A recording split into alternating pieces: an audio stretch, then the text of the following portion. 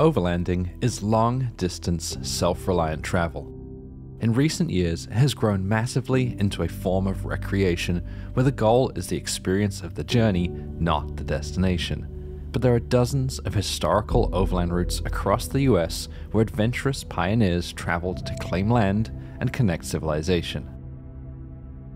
In the spring of 2023, we set out on a two-part overland journey to explore the disused historical trails and then take on parts of a Washington route that we weren't able to complete in 2022 due to snow blockages. On this trip, I would be joined by my wife and son, as well as several good friends along the way.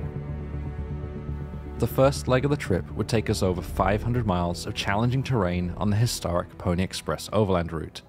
There are high, snow-covered mountain passes that will test our driving and endurance, dry, dusty lake beds that are hard on our vehicles, flooded river valleys that will bog us down, and vast, uninhabited country with over 300 miles between gas stations. We filled all of our spare fuel containers, then met up in a nondescript parking lot. Justin in the Gladiator, me in the Tundra, and Adam in the Bronco, where we aired down, ready for the journey ahead.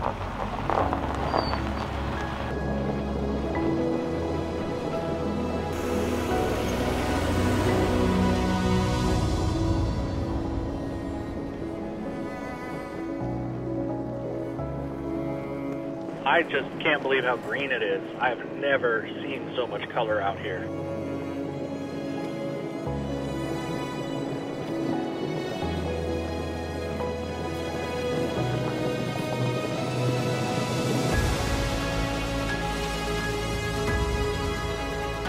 The Pony Express overland route stands as a testament to the daring spirit and ingenuity of early American pioneers. In the mid-19th century, as the United States rapidly expanded westward, the need for swift and reliable communication across vast distances became a pressing concern. Before the invention of the telegraph, it often took weeks, if not months, for news to travel across the US to the rapidly growing Western territories. Responding to the need for faster and more reliable communication, three businessmen, Russell, Majors, and Waddell, proposed a route that could deliver in just 10 days. The key was a series of relay stations. What's this? This is the Simpson Springs station. Oh, so this is one of the stations on the Pony? Yeah, the real one is behind a fence, and then this one's a replica over here. The engineer who did this was also the engineer who did a lot of the route for the Transcontinental Railroad. These stations are built every 10 to 15 miles along the entire 1,900-mile route.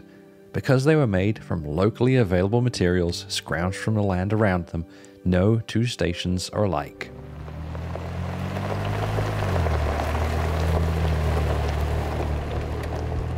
So we stopped at this beautiful stop on the Pony Express, and the sun's kind of getting close to setting. We do know another campsite further on, but I noticed there's this little trail off to the left that leads up behind some rocks up there.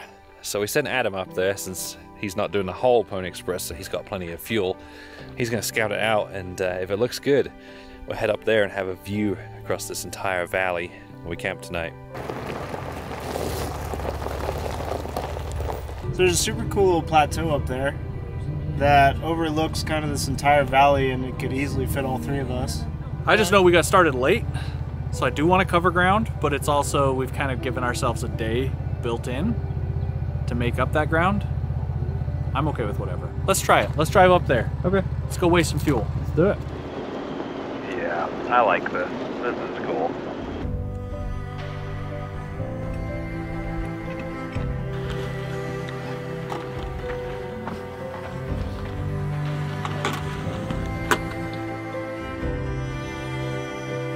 Well, I think we made the right choice setting up camp here tonight. The next campsite along would have been right on the road, and we've had some cars go by, so it would have been a little dusty. So up here, away from the road, is much more pleasant, and we got to catch the sunset, which we wouldn't have done if we'd kept on going. So we got a whole lot of time lapses going. So I'm happy we're set up, and Adam's cooking for us tonight.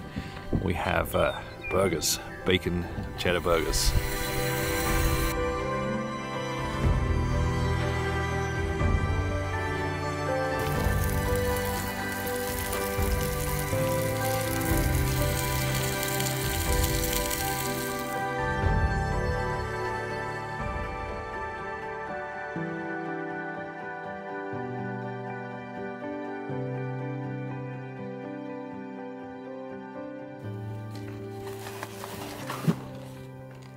So right before this trip, I redid all of the seals around the truck bed to try and get it as best sealed as I could against the dust.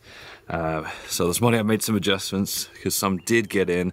Unfortunately, I've got it to the point where I think it's as good as I can get it without putting in a positive pressure system, which is one of the next things on my list when I get this truck home. So I did add a couple more little seals around there. And then the only other thing, and actually where most of the dust came in, is when I opened the back up last night. There was dust all over the lid at the top and all over the base of the tailgate. So I think I need to get a brush. So if there's like a horsehair brush store anywhere around here, I'll stop and get one.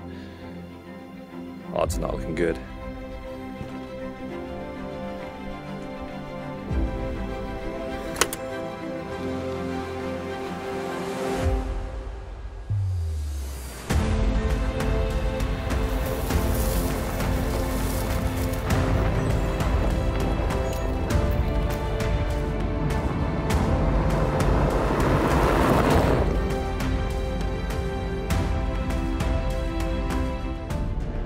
How thick this dust is. Looking back, I know how bright your light bar is, and it just disappears at times.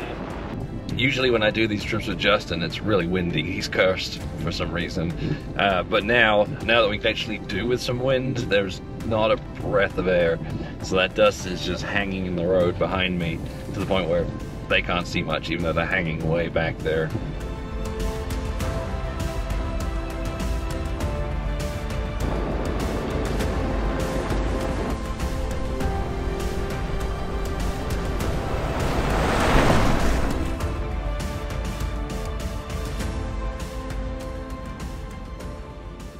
According to Justin, this is a geode finding area, so we have stopped and we're gonna hunt for some geodes. I'm hoping he's got some tips for us. Ask a geologist? Wait, didn't you teach earth sciences? Shut up, Justin. Time to find us some geodes. Well, they don't know anything, so I'm gonna grab my shovel because it says the hand tools are allowed and do a little bit of digging. My shovel's like made for geode hunting. It's got two pieces. You got the shovel side, and then the handle comes off for a hammer so you can smash open your geodes. If you are an avid geode hunter, I've got these on revereoverland.com. If not, they're still on there, but it might not be quite special for you. So put it together and get digging. At least it's soft to dig through. I know. No geodes. Well, Adam has excavated half the hill and we found nothing. So I think we're gonna clean up and move on. Which is a shame because I really wanted to break open a geode. Maybe we'll just find one for sale somewhere and break it open. We can just like cut it in and pretend. Oh, yeah. Yeah. We gotta come out back here and bury it. Yeah, dig it up. We're probably just digging in the most popular place, so there's just nothing there. We did go to the like closest spot. Yeah, the first spot. Hello, Internet. I'm Justin B. McBride. Welcome to our new show, Rock Hunters, where we hunt for rocks. Here's a big pile of rocks. Oh wow, I've already found something special. Aluminum. Thanks for watching.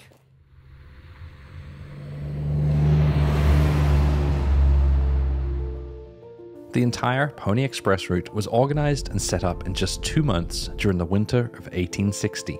It was made up of 80 riders, 400 horses, and 186 stations spread between St. Joseph, Missouri, and Sacramento, California. At each station, the riders would stop and switch horses, traveling up to 100 miles before handing the mail pouch off to the next rider.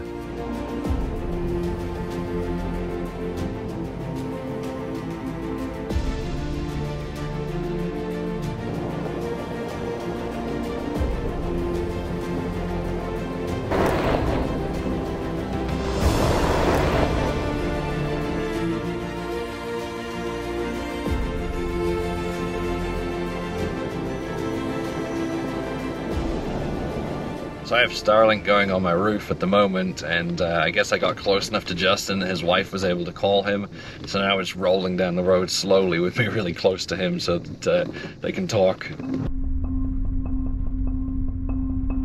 We just got done crossing the Great Salt Lake Desert, which is all out that way behind the camera, and we just made it to mountain range and another one of the Pony Express stations. This one's the Canyon station, and we've stopped here for some lunch. Got sandwiches. Really hungry. Just open it upside down.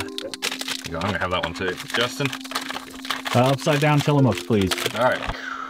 That is frozen.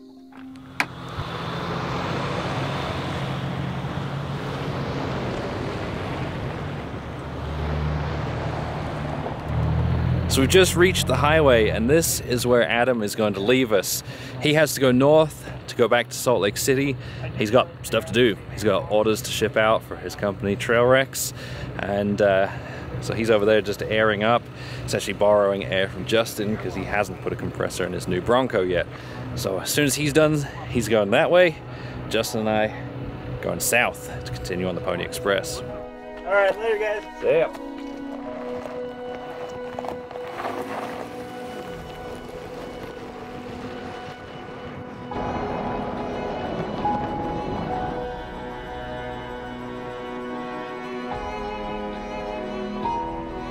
So according to my route tracking, we are halfway between gas stations. We've done 150 miles, we've got 150 to go. How's your range looking? Mine looks great. I'm not even to half a tank yet. That's good. I've got the same. Like I'm just doing better on gas than I ever thought I would. So I've got probably about over 200 miles left. Yeah, mine says 182, so I'm not feeling bad at all.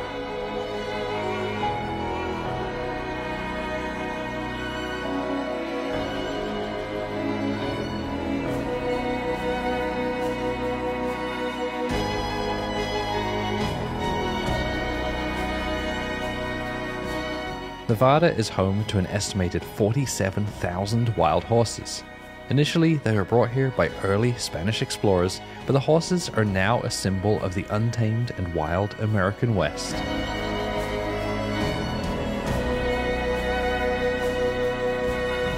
We've just left the well-maintained parts of the Pony Express, and we're making our way up to the first mountain pass of the trip. We don't know what it's going to be like. There's definitely a good chance that there can be snow up there.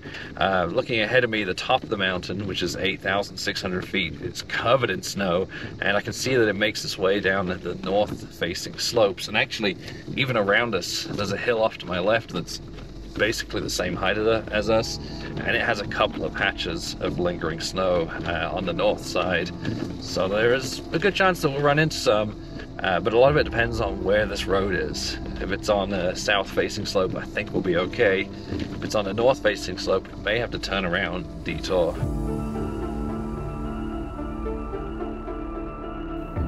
As we climbed, we came across a few patches of snow in the shaded spots, but most were small enough just to plow right through.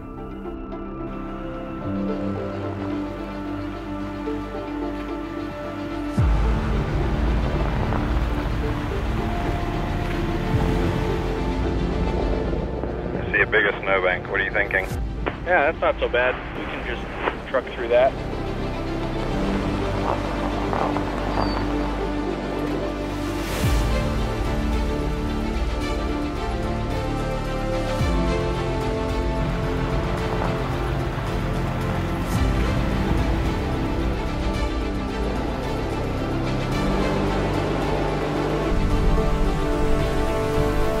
Well, I guess we're the first people through here this year. We have a small tree that's blocking the trail with a little bit of a snowbank, to the point where we could probably sneak by it if it wasn't for the snowbank, but we've been having to hit these snowbanks with some speed. So we're gonna cut that, or Justin's gonna cut that, and then hit that snowbank to get through. And we're almost to the top. The tree was small enough that Justin made quick work of it, but with the weight of the snow on top of it, we could not shift it ourselves. We hooked up the winch, pulled it out, then continued on our way through bigger and bigger snowbanks.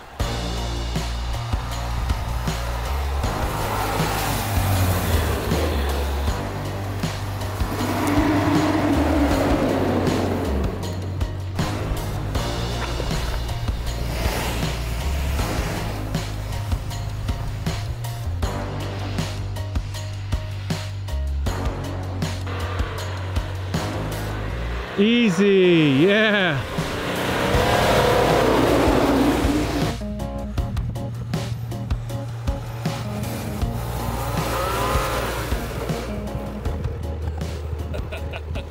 At the top, we finally met our match. Justin was stuck.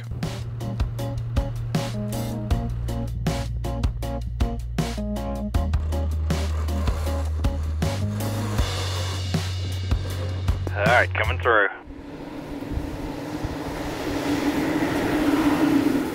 I put my foot down to make it through the last bank to the summit, but then I saw what lay ahead.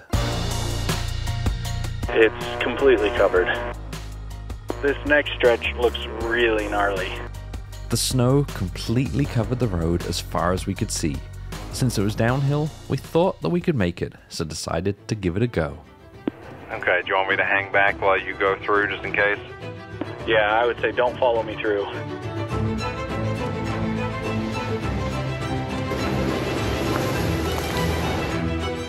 Oh, that looks like fun.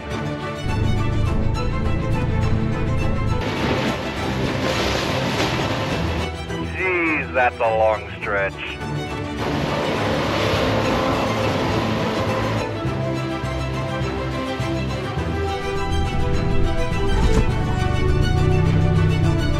This is fun.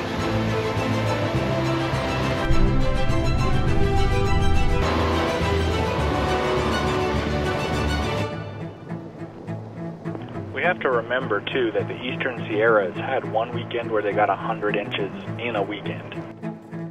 So what you're telling me is only an idiot would try it this early this year. The first mail delivered on the Pony Express set off from St. Joseph, Missouri on April 3rd, 1860, and was delivered precisely on schedule 10 days later.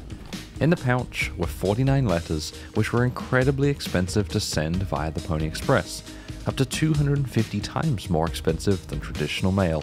To send a half-ounce letter cost the equivalent of $160 today.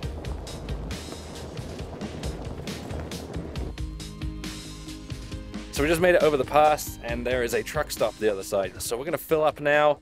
I think we would have been okay, but we might as well get the weight off the roof. Of course, that does depend on how much snow we hit.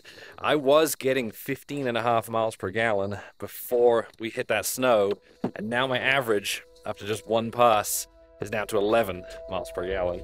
So if we hit much more like that, then we would be low. But anyway, I'm going to fill up with the other 10 gallons.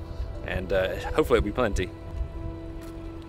Alright, all done. Filled up 10 gallons. Just gotta wait for Justin to finish. I would guess that I got all 10 of these in about the same time it takes about 4 gallons with the Rotopacks. Which, I guess is not the end of the world. Rotopacks work. But now, I'm gonna pack them up into my new trash bag here. And we're gonna go look for a place to camp.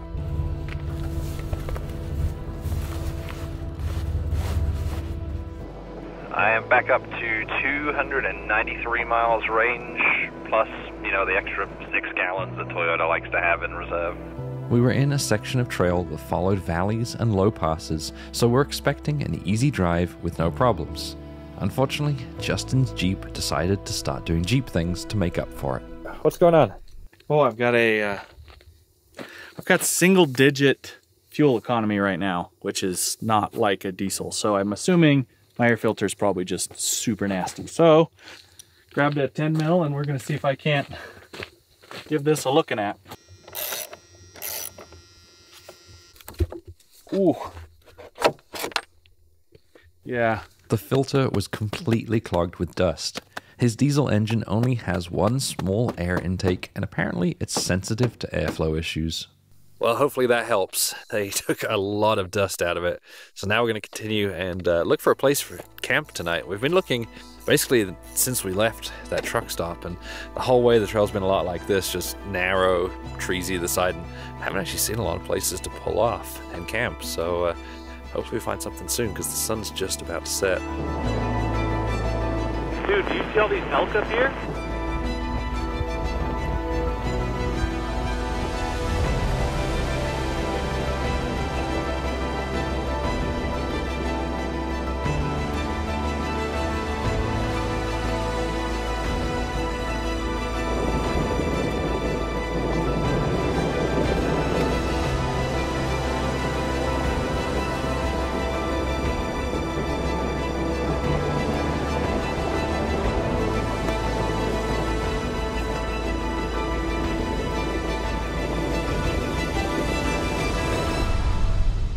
Well, we found ourselves a spot on top of a hill to camp just as the sun set.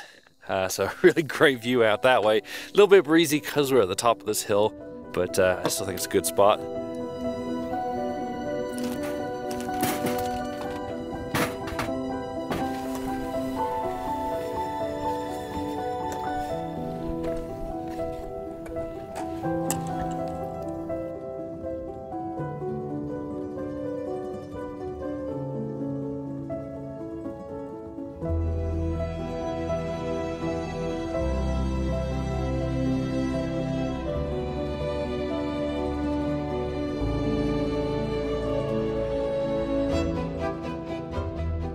We're getting ready to call some auto parts stores to see if we can pick up an air filter for Justin, because even after he cleaned it out last night, his Jeep's just not running well. It's loud, and his fuel economy has basically taken a dump. So we've got several options. One is on the way, so we're hoping that one has it over in Eureka. We've got Ely, which is to the south, and then failing that, there's a Jeep dealership that's like 2.5 hours away. Diesel Jeep Gladiator.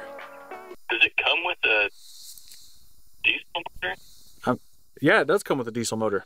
So, I can get one, but it's not going to be here until Monday. Looks like I would have to order that.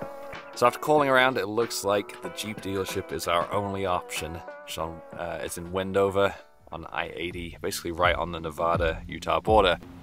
We set off on the 2.5-hour, 100-mile drive north to Wendover.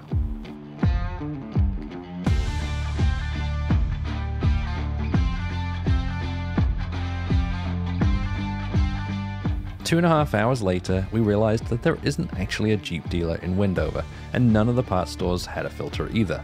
We went west on I-80 to Elko, which does have a Jeep dealer, picked up a filter and a spare, then went south to try and get back to the Pony Express. That didn't go well either. We might have problems here. Because we're in Elko, we're trying to find a way back to the Pony Express, and the road we've taken, a paved road, is blocked by snow. Which means we're probably gonna have to detour around that.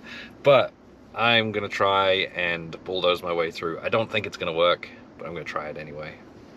And Justin's standing by to recover.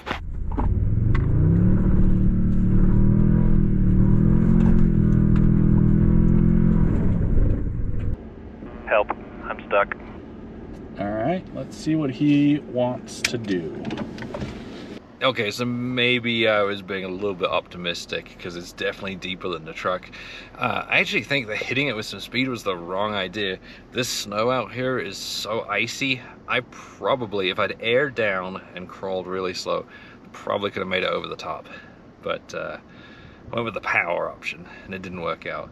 Thankfully, we do have a route that we can use. We're actually really close to the Nevada Backcountry Discovery route, so we can hop onto that and take that back down to the Pony Express.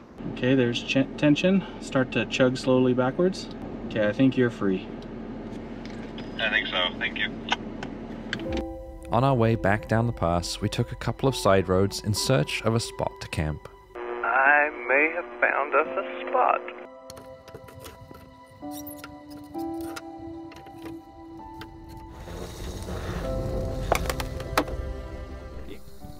Camp spot is amazing. Those mountains. I love them.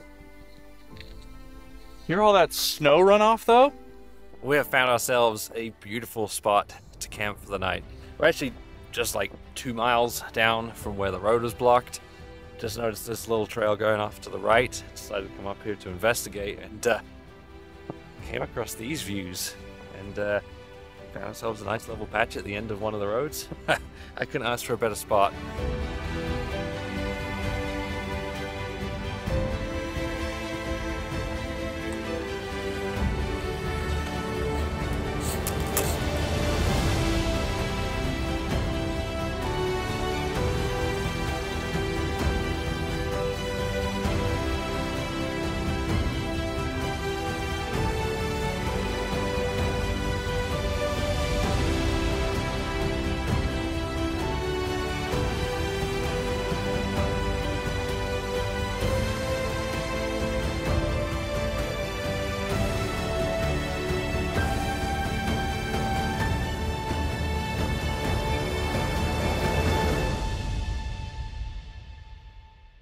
Last night when I was flying the drone, I saw there's tons of roads that just go up into the mountains and loop around. There's one that goes up to like a viewpoint over there.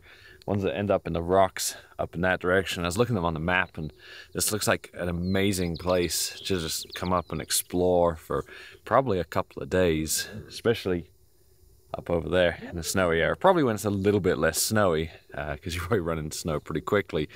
I'd love to do that. Unfortunately, just with the timing and everything, if we want to get done with this part of the Pony Express, we have to get going. I probably also don't have the gas for it either, if we want to go do the Pony Express. So we'll have to save that for another time. Or if you end up coming up here, if you're one of my Patreon supporters, I'll upload the tracks, I'll upload this campsite. So if you have the opportunity to come out here, you can, and you can let me know how it is up in the mountains there. Right now, we're gonna pack up, pick up the Nevada backcountry discovery route, and get back towards the pony.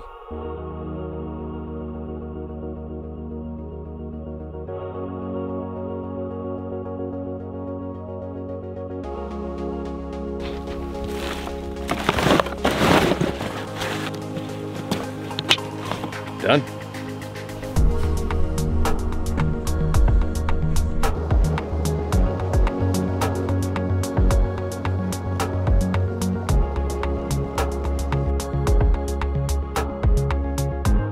Do you need someone with some muscles to come help you?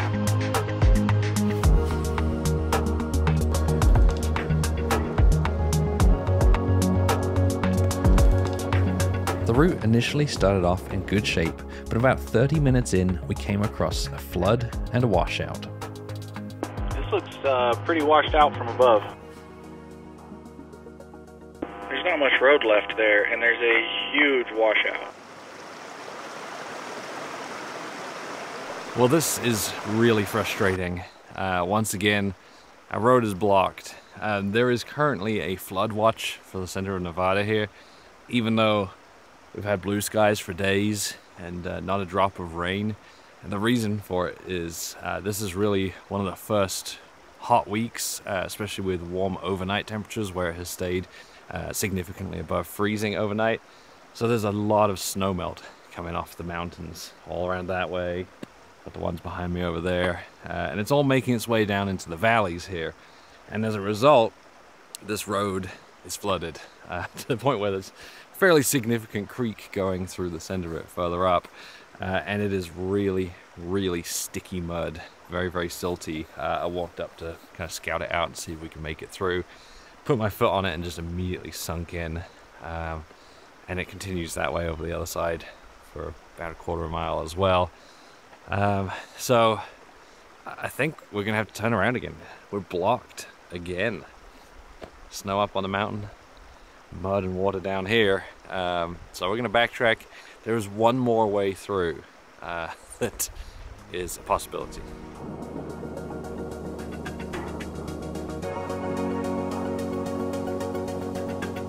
The bypass I mapped out took us over a culvert, allowing us to skip the washout and pick up the backcountry discovery route a little further to the south.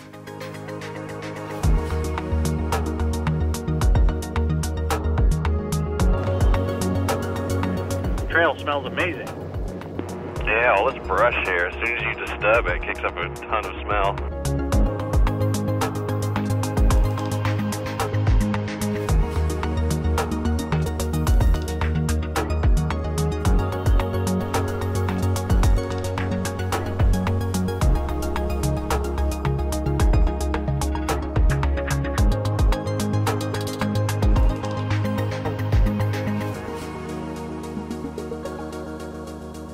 I decided to let Mr. Tiny Air Filter lead the way so we don't clog up his air filters any more than is necessary.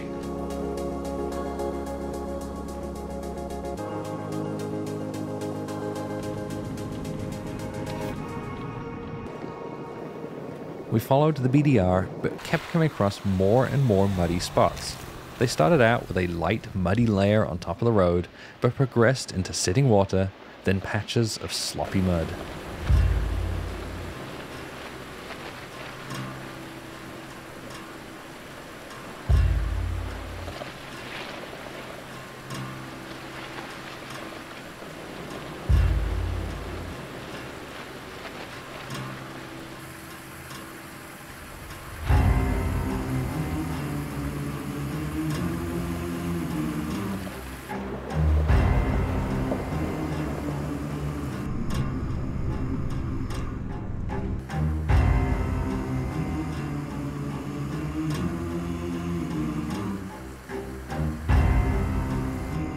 Probably should have just turned around when we saw that big flooding. Finally, we reached a particularly long stretch of flooded road with water running through it and had to stop and evaluate. Take it even further. We decided it was time to turn around. On the way back, Justin got really stuck. The problem is the ditch is to the left, and that's where it's trying to feed me. It had been fine heading down, but the mud was really sloppy and the water had washed away the road in a way that it was pushing him off towards the drainage ditch. Dude, this sucks. I think we made a mistake. I think we made a mistake pushing through where we should have stopped and turned back. Yeah. We got in so far that we didn't want to turn around. And I've done this before. Which means just, more work now that we have to get out again. And it's causing us problems. Do you want me to try going through and hitting it with some speed?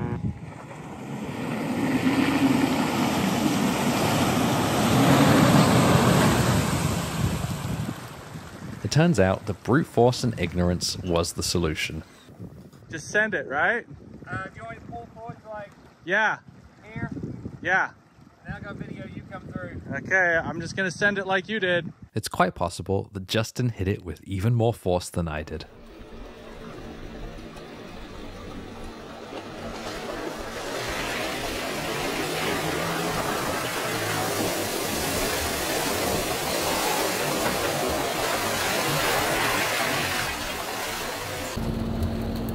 I just sent it. That was a struggle. It was really difficult getting through that section. And honestly, I don't think we should have ever been in that situation. I said it was a mistake to come out here, and Justin said, basically like right back when we had our first big mud puddle to cross, he said he thinks we should turn around and just go back and follow the maps. And I pushed us. And I think he was right. And I should have listened to him. Because obviously out here we're a team and it's not just about what I want to do. It was obviously beyond what he's comfortable with, and he was right. He was the smart one in this case. It's a little ridiculous that like almost half our time doing the Pony Express has been spent not doing the Pony Express. Well, we made it out alive, finally. And we're gonna go around now. So we're gonna go back up north to Elko. Unfortunately, that's where Justin is gonna be leaving me. His last day was going to be tomorrow anyway. He's got stuff he has to get done, and it just doesn't make sense for him to come around and then all the way back south down to Eureka with me for one more night and then have to head home. So I'm going to continue. I'm going to be by myself. I'm not going to do anything stupid, I think, hopefully. So if I come across water, I'm turning around. If I come across snow, I'm turning around. Hopefully it works out okay. In no time at all, we were back in Elko, where we washed the mud off the trucks and then off the bays, and I parted from Justin. I made my way southwest to rejoin the Pony Express Overland route, this time completely alone.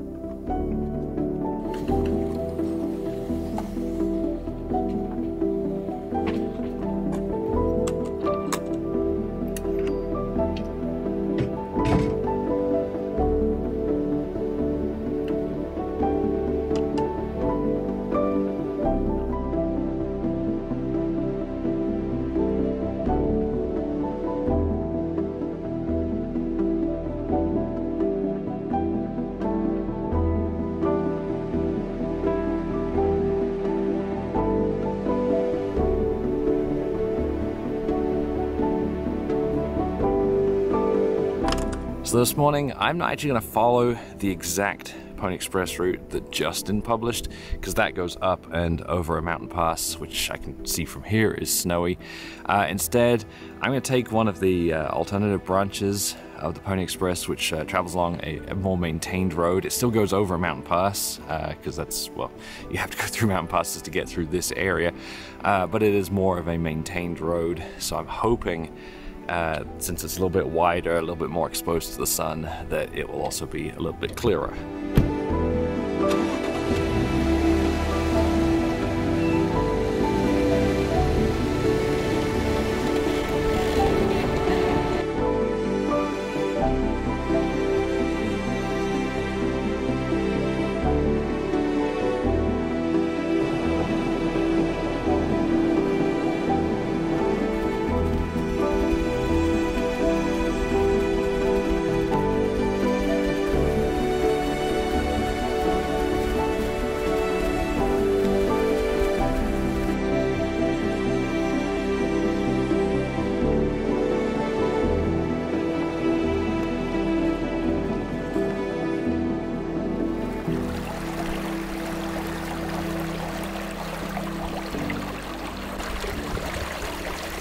Remember when I said I wouldn't do anything stupid?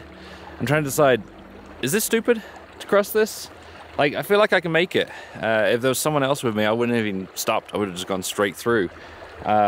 So I feel like I would make it, but I've also seen where other people have tried to make it and have been scrabbling to get out the other side. I can see where their tires have been spinning. And there is nowhere to winch off here. No one to pull me out.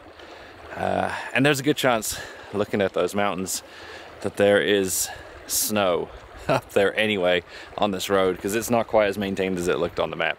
So I think I'm gonna turn around and go around. I'm gonna be wise, I'm gonna be smart. And just remember that the camera just never does these things justice. So it's obviously way worse than it looks on camera.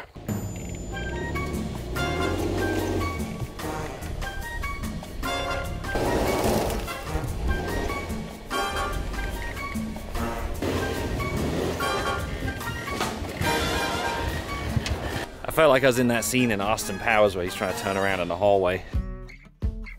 The detour took me on 50 miles of pavement, but it was a good opportunity to top off the fuel tank in Eureka. About an hour later, I was pulling off the main road and heading back towards the Pony Express route.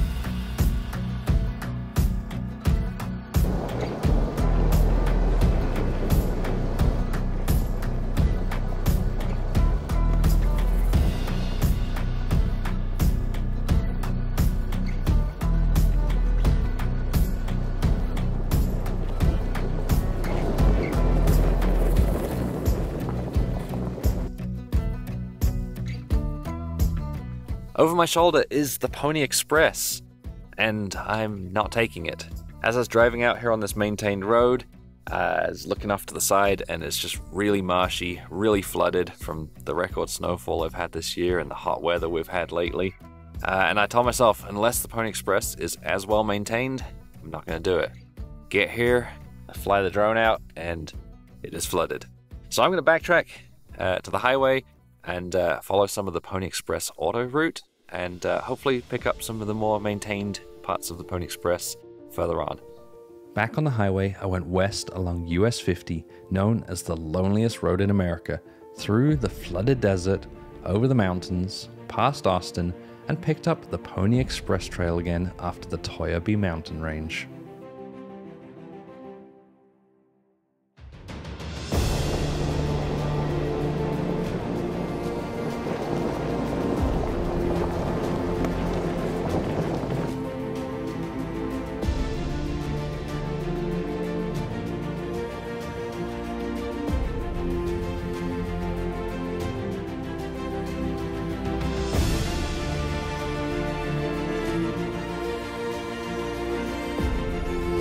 The effects of the rapid spring snowmelt were obvious as I crossed the valley.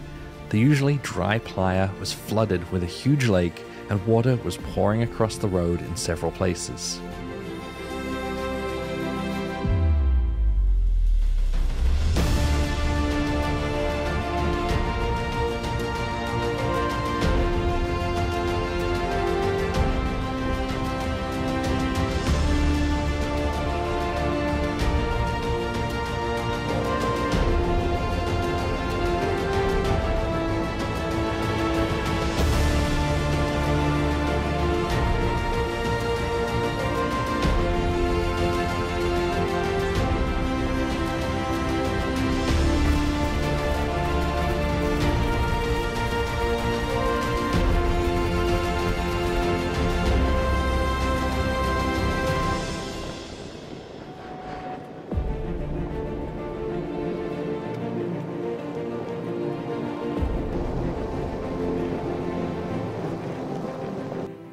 Finally, it was back to pavement on the US 50 again for the last leg of the trip.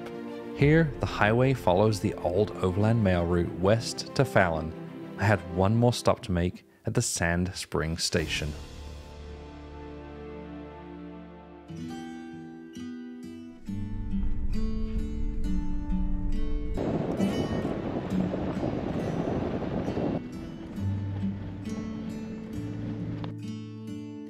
The riders on the Pony Express were well paid for their grueling work in the difficult conditions. At the time, the average unskilled laborer pay was up to $1 per day, and semi-skilled laborers were paid up to $2 per day. Pony Express riders were paid $125 per month, over double what they could expect to earn elsewhere. Unfortunately, the mail route's operational costs were high and it struggled to turn a profit. With the construction of the first transcontinental telegraph, which was faster and cheaper than mailing, the Pony Express came to an end after just 18 months of operation. This is the end of the Pony Express route for me.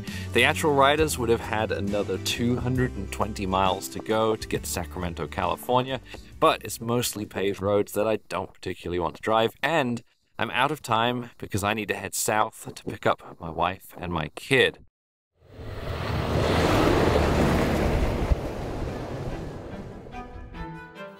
"24 hours later, I'd picked up my family in Vegas and we'd made our way down to the Mojave Road.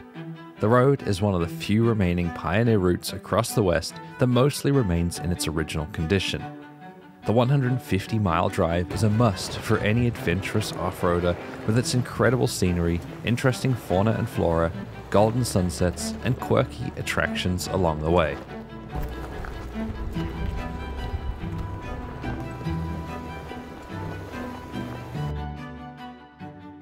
I've been looking forward to this trip for a really long time, not just because I'm out in the beautiful Mojave Desert, but also because I've got my family with me, and I'm looking forward to showing them around as well. In particular, my son, who has changed so much since the last video that he was on.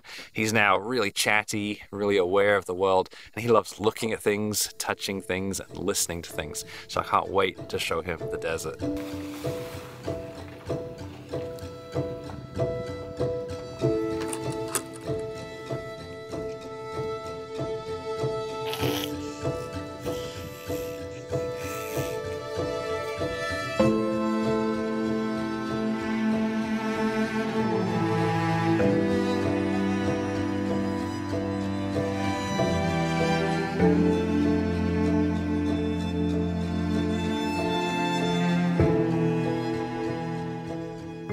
We woke up to the colorful desert flowers blooming all around us.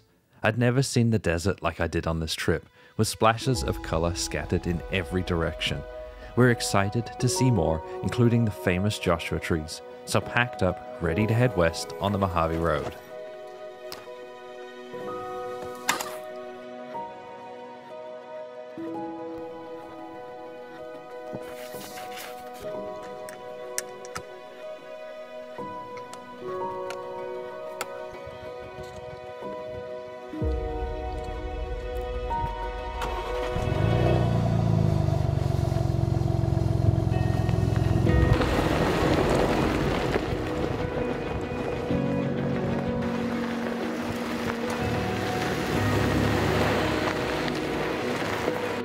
Despite extensive travel by Native Americans, the first documented use of the Mojave Trail was in 1776 when it was used by Spanish missionaries traveling to California.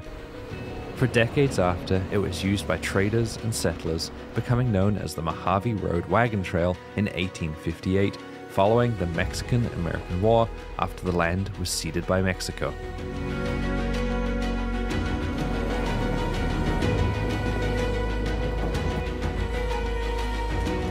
So we've stopped because Elizabeth has to do an interview for work. One of the really nice things about the habitat is it takes about as much time to set up as a standard awning. So we're gonna go up there, eat some lunch, and play while she does her interview.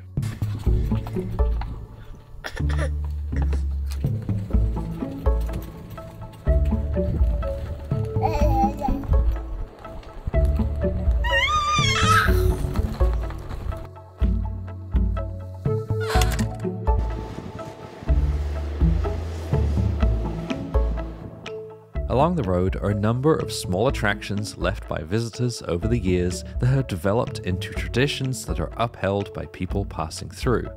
The first one we came across was the penny can tree.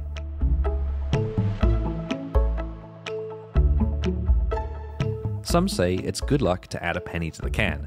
We didn't have a penny, so dropped in a quarter, which should, in theory, bring us 25 times as much luck. Like this? So windy. Ready? You put it in here. Oh, yay!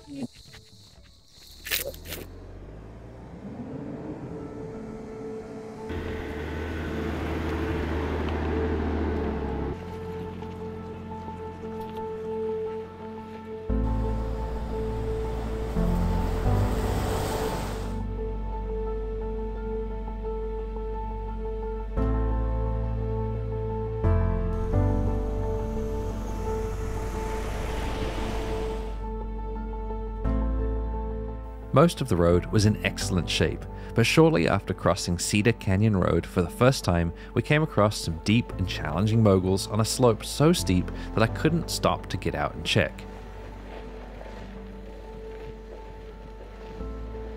If you want to bypass this, it can easily be done by taking the maintained Cedar Canyon Road until it next crosses the Mojave Road about a mile further down. With high clearance, it was okay, even with Elizabeth directing me right into the middle of one of the deepest holes, leaving us very off camber. Maybe turn more right.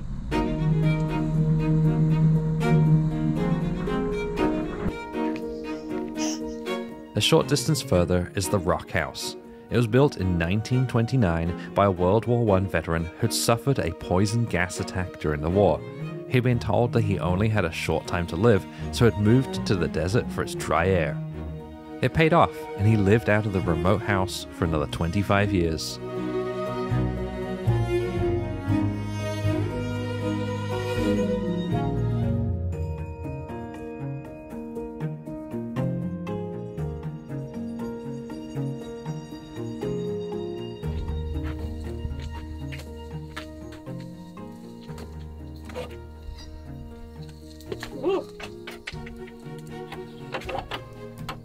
Oof, doesn't work. So sad.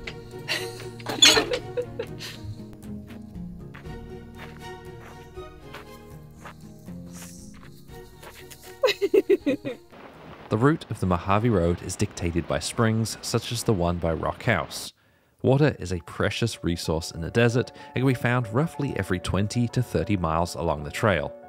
In other places, wells were dug, like the one at Government Holes, which were used by competing cattle ranchers and homesteaders trying to make a living off the dry land.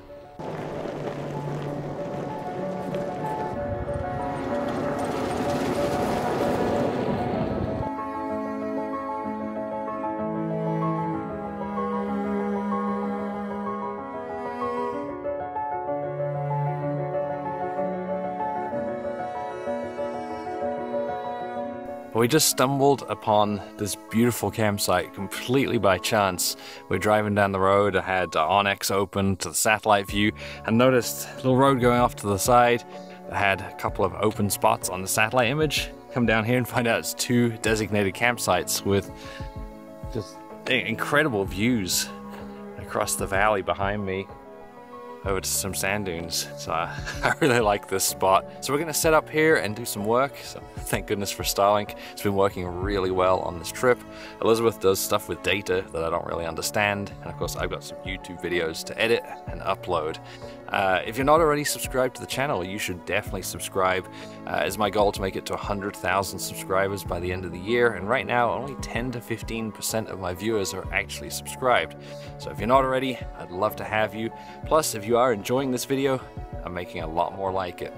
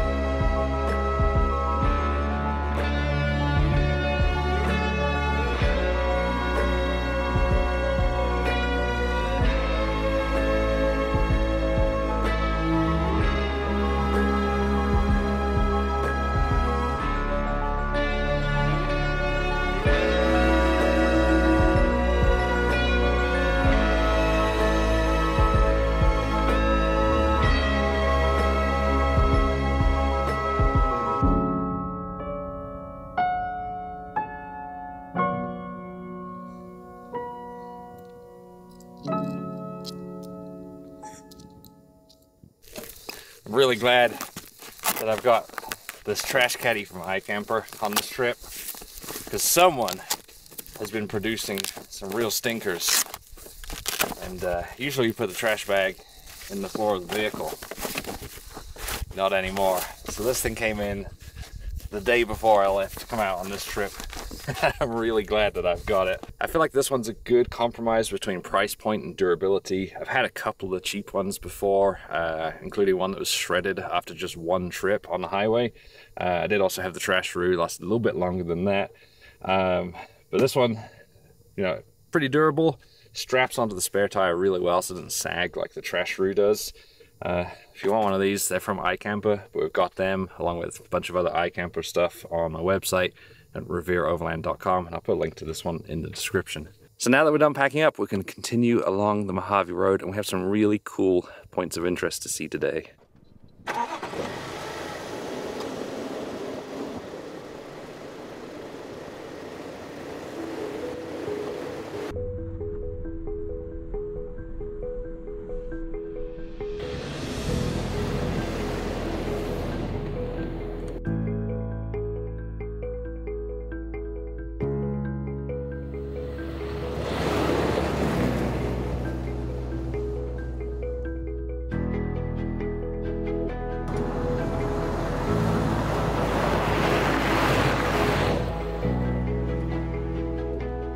With Joshua Tree National Park a short drive to the south, you'd think that it would be the place to go to see Joshua trees.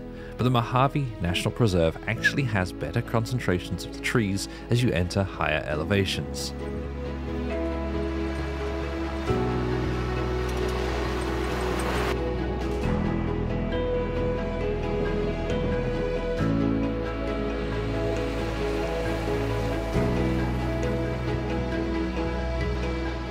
This part of the road had seemingly endless whips that make travel slow.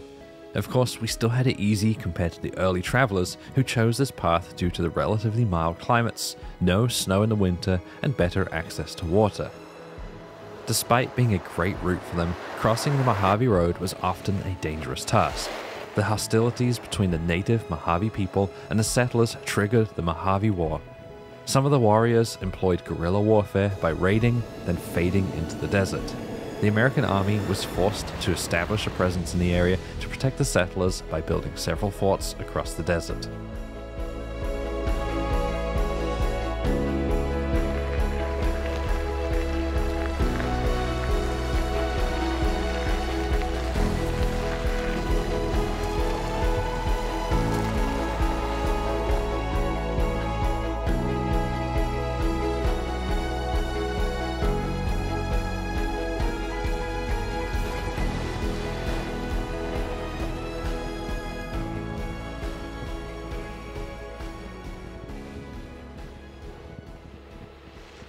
Hi. We're gonna go check the mail. See if you got any. So, in the mailbox, you have a ton of water. You're not interested in them, are you? You want some Cheetos? You might like those. Yeah, you want some Cheetos? What else we got back here? That's a lot of snacks. Paper, more snacks, coins, more, lots of water. Lots of water, lots of coins. Oh, here we go. Oh, I like this one. Do you want a little badge? It says get out and play. Bishop, California. Well, one of the things about the mailbox is if you're gonna take something, you gotta leave something. So,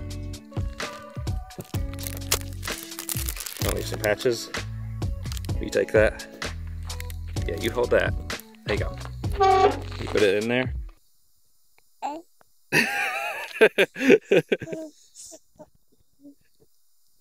You can put it in the mailbox, or you can put it in your mouth. There you go. Right, like this. Put it in the mailbox. Like this. There. So around here are a bunch of gardens, apparently. So we're gonna go take a look and see if we can find some of them. I don't know where they are. Oh, there's one. You see it?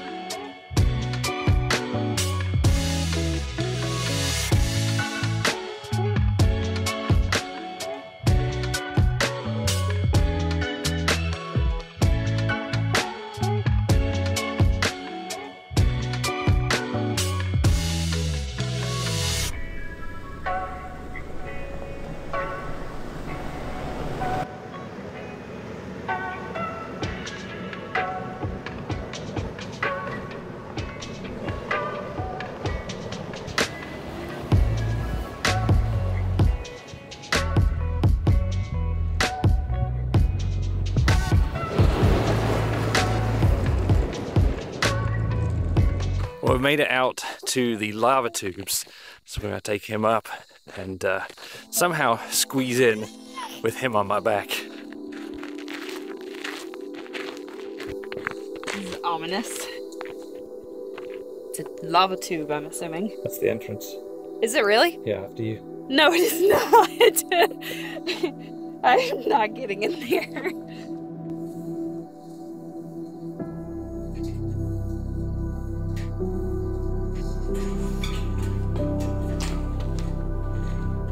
Going that way.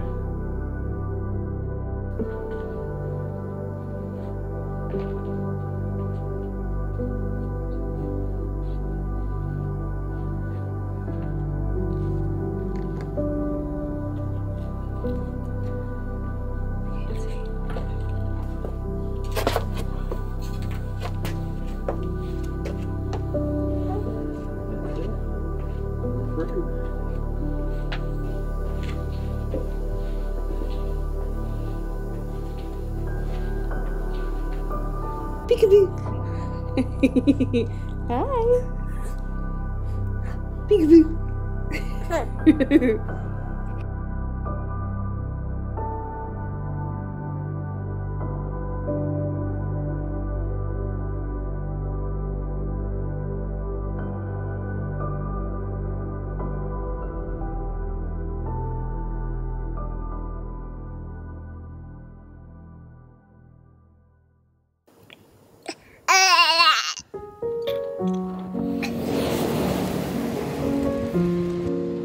From the lava tubes, we followed a large lava bed west to find a spot to camp for the night.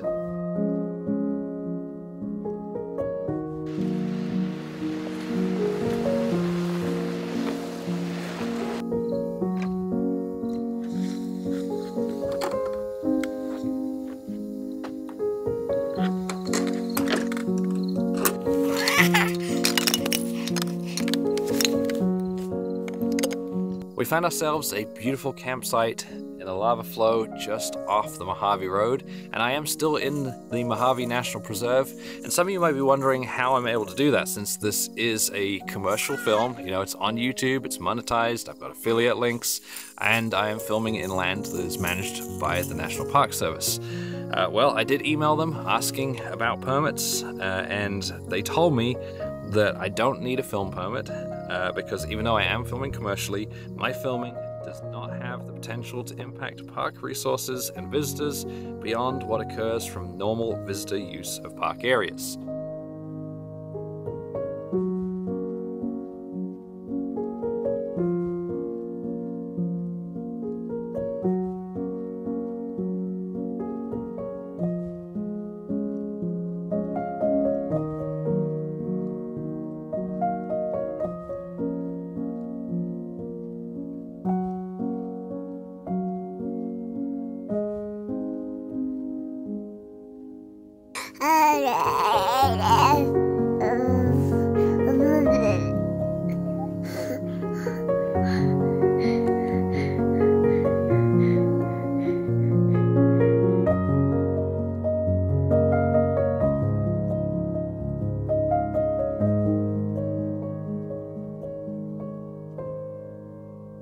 Well, we are all packed up and ready to leave camp, and this has been a pretty slow trip. Usually the Mojave Road takes between 2 and 3 days to do.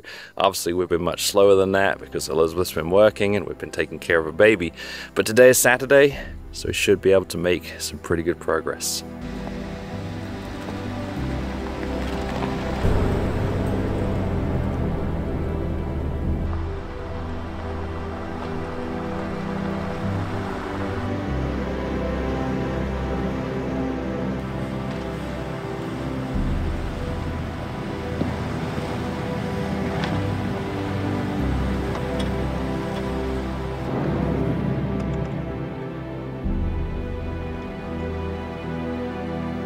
The day started with us crossing the wide open, windswept valley known as the Devil's Playground before dropping down to Soda Lake.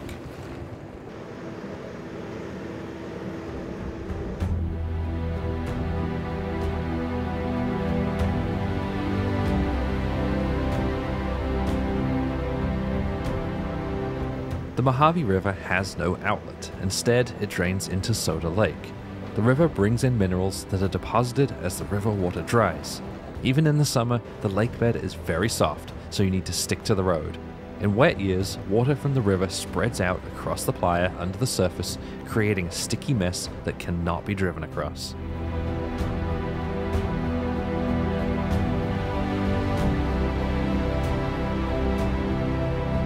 At the far end of Soda Lake is Traveler's Monument, where tradition states that you bring a rock to add to the pile.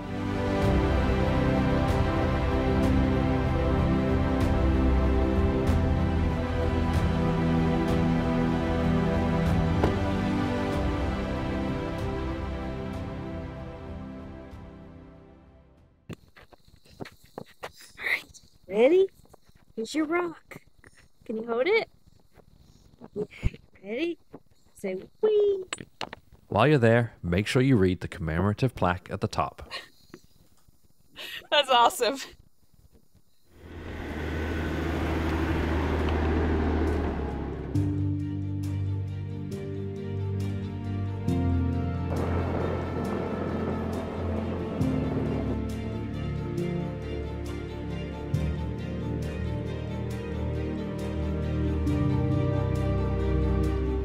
Last time we came through here, we got really lost. There's lots of paths and roads that split off in every direction, and this time around I have remembered to download those offline maps. Hopefully, this time around, we won't get lost. The Mojave River Wash dune field is covered in soft, shifting sands, which are quick to hide tire tracks. To aid in navigation, there are piles of rocks and poles sticking out of the ground, although they can be easy to miss.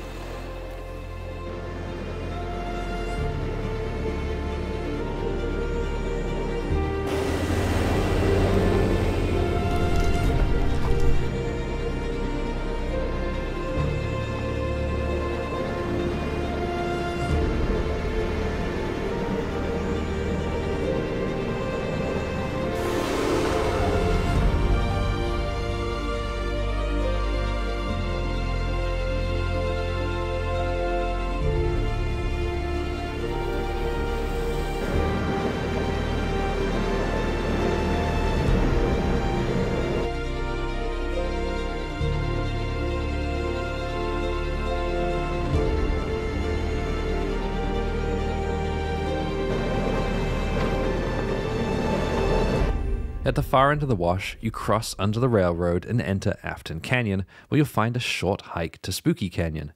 Before setting out, we practice putting our child to work by handing him the camera.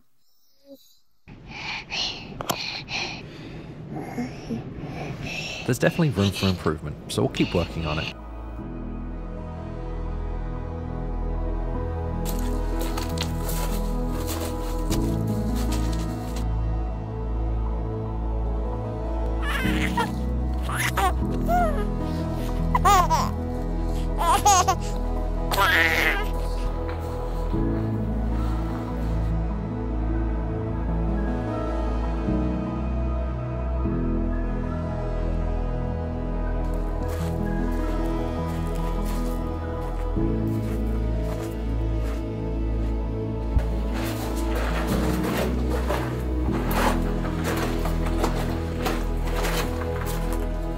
Spooky Canyon is a narrow slot canyon with high walls. As you walk further, the path gets narrower and the walls lean in. The corners start to get darker to the point where all but a few shafts of sunlight are blocked out. If you want to go all the way, you'll need a flashlight and be prepared to climb some steep slopes.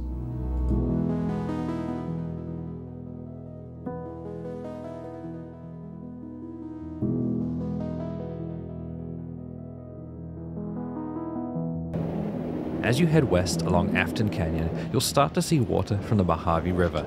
There's often not a lot, but it was surprisingly low, especially when considering the snowfall that parts of California had.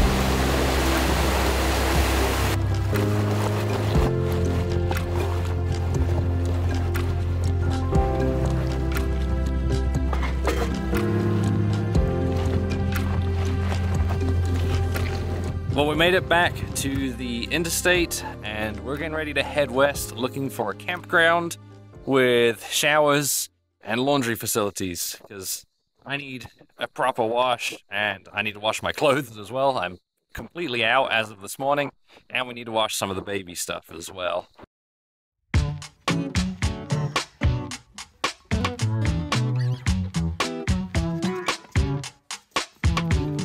So today has been a very slow day.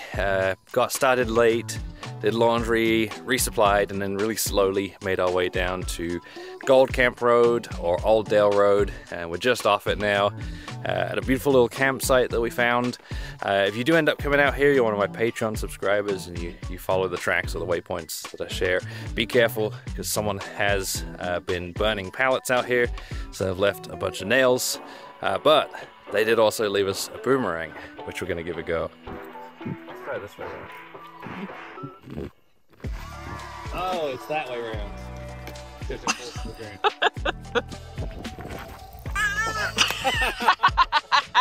That was even worse.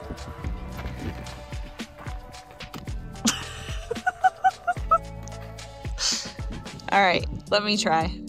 Ready to see a pro?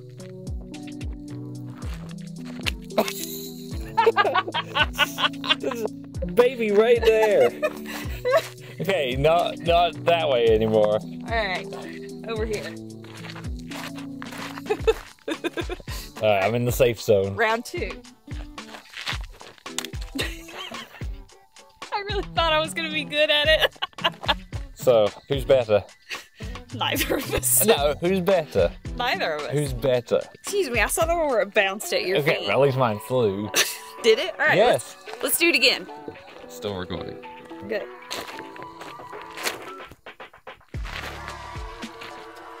Okay, it flew.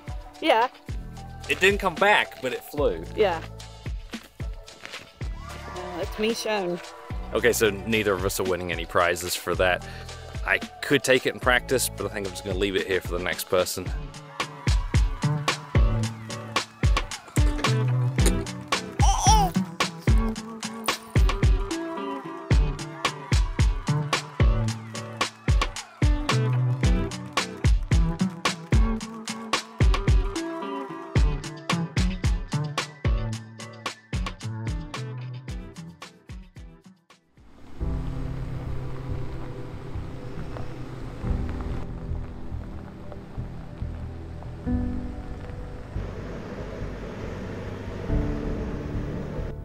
From camp, we went south along some of the worst washboard roads I've ever driven, towards Old Dale Road and the entrance to Joshua Tree National Park.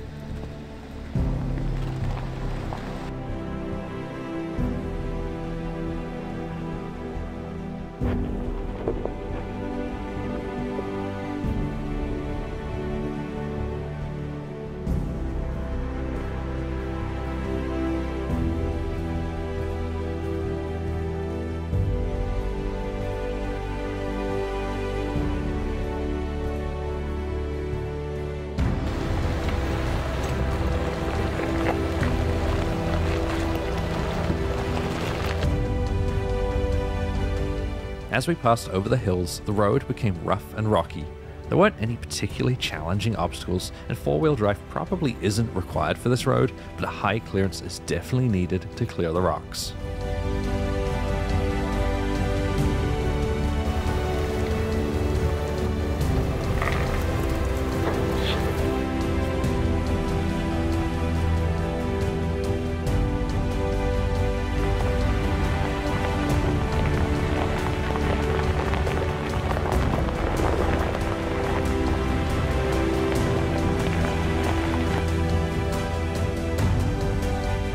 Once inside the park, we headed for the more interesting west half, where most of the hikes and attractions are found.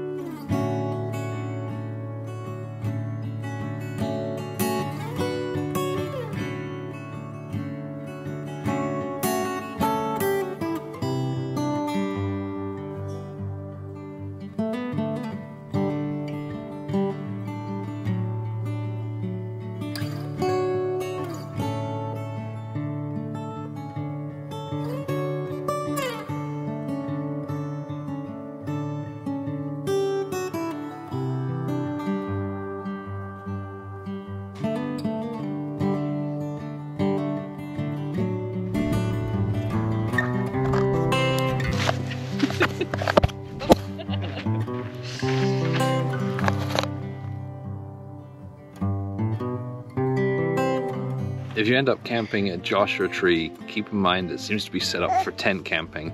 There are a lot of parking spots and then huge campsites next to them, but you can't drive your truck into the campsites.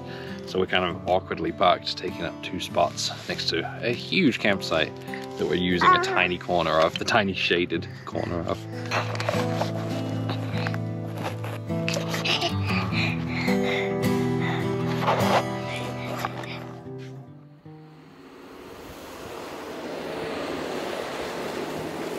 Leaving the park, we took Purdue Canyon Road, which is mildly technical but very scenic.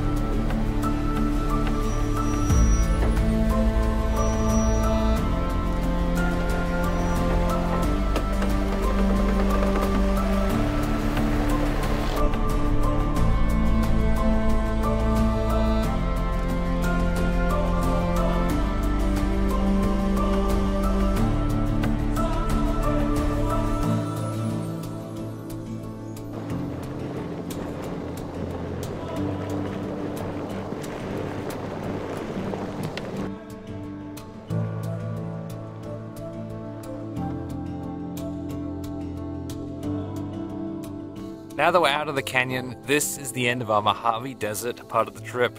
But since we're in Southern California, we do have a couple of other places we're going to visit while we're in the area.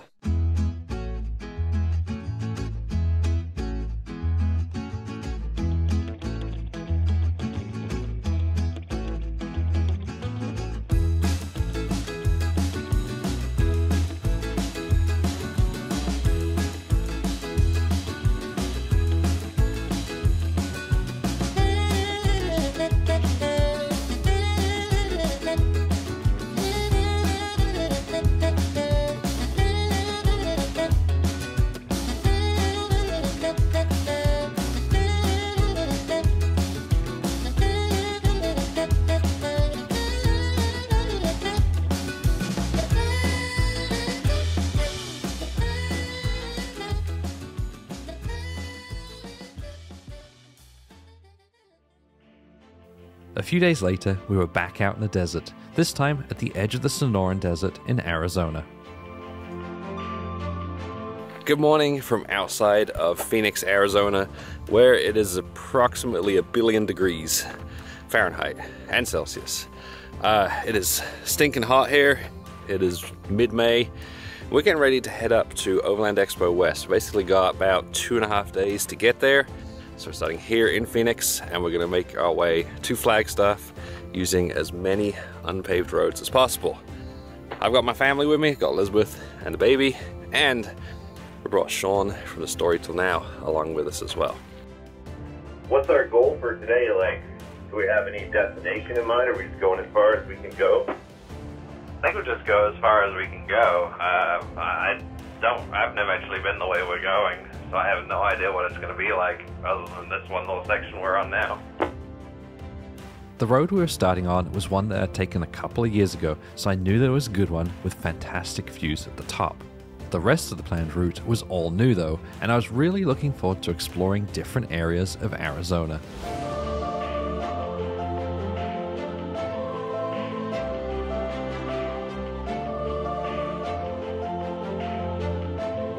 Super cool scenery on this road.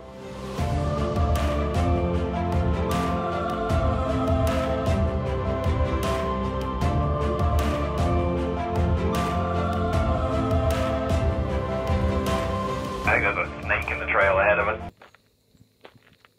I'm just gonna stay in my truck. Be careful of this deep water crossing. Epic.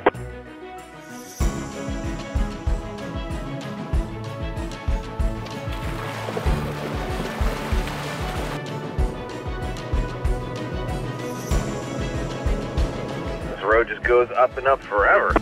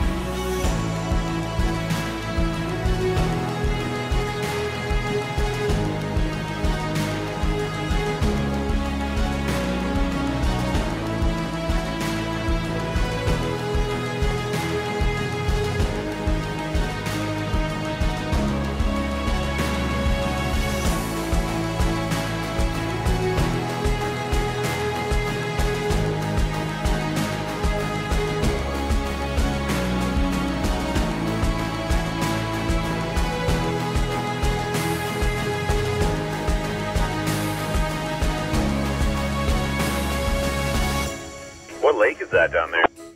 That is the Theodore Roosevelt Lake. Must be an important guy. There's got all sorts of stuff named after him. I know why he's famous. He's the one that they came across that mountain that's got his face on it. So, which exit are we taking out of the roundabout?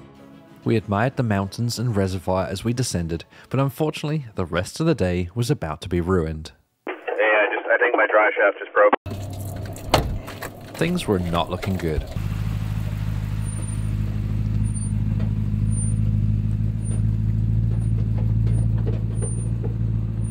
Just flopping around there. I think maybe the U-joint broke. Yeah, the drive shaft's just flopping around. And I wonder if it took out the linkage. Probably flopping around, it took out the linkage. But I don't know why it's spewing fluid. Unless the drive shaft also wrecks something else. But you need a Rubicon transfer case and a front drive shaft repair. If you have any tips for me that you think of, let me know. Sure about a Toyota. We're gonna look at renting a trailer. Probably leave Sean's Jeep over here somewhere, either here on the roadside or I can pull it over. There's a campground just up the road. And then we'll drive around to Phoenix and pick up a trailer to tow him with and take him up to Flagstaff that way. Well, I'm in. Okay, let's do this. For an hour and a half. Definitely gonna need this. I'd just like to take a moment to point out that this is the guy who told me. That's too big. 5 hours later, when we got back, he sure was glad that I had a full-size truck to tow his Jeep with.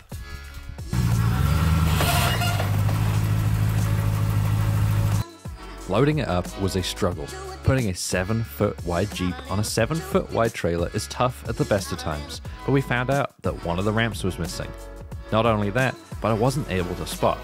Sean's Jeep was heavy enough that it was taking weight off my parking brake and pushing everything forward, so I had to sit with my foot on the brake. Eventually, after using my spare tire as a ramp, we got him up and loaded and made it back to the hotel at 1 a.m. Getting this onto this trailer was so hard. It is like right up against the tires. I can't believe I even got it on there. Yeah, the back of the truck's squatting just a little bit, so we're good. So it's pretty central. The next day, we had a 2-hour drive north through the mountains to Prescott, where Summit 4x4 had a bay open and waiting. So we just made it to Summit 4x4 in Prescott, Arizona, so we're getting unloaded here. They're going to take care of Sean's truck. Everyone's been super helpful. This place came really highly recommended. The trailer rental place we went to last night was AR Rentals in Phoenix. They stayed late to help us get this hooked up, so they were great as well. If you're in Phoenix and you're looking to rent, you know, like a trailer, lawnmower, wood chipper, any of those random things, check them out too. So you can get this taken off. They said they're going to take it in and take a look at it as soon as they can, even though they're here getting ready for Expo.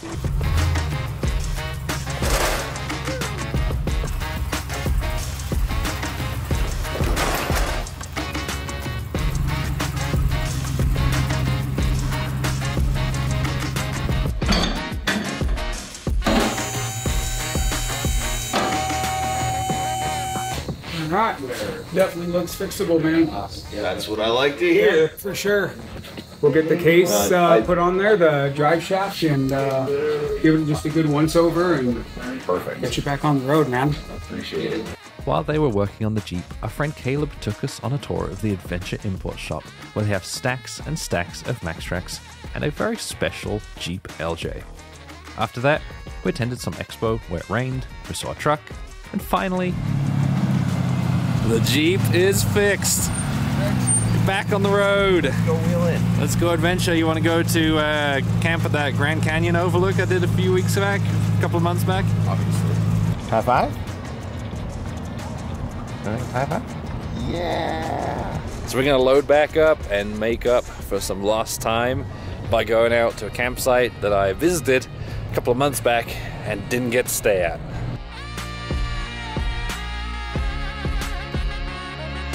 Well, we did not make it to the Grand Canyon overlook that I wanted to get to, so I still don't get to camp there.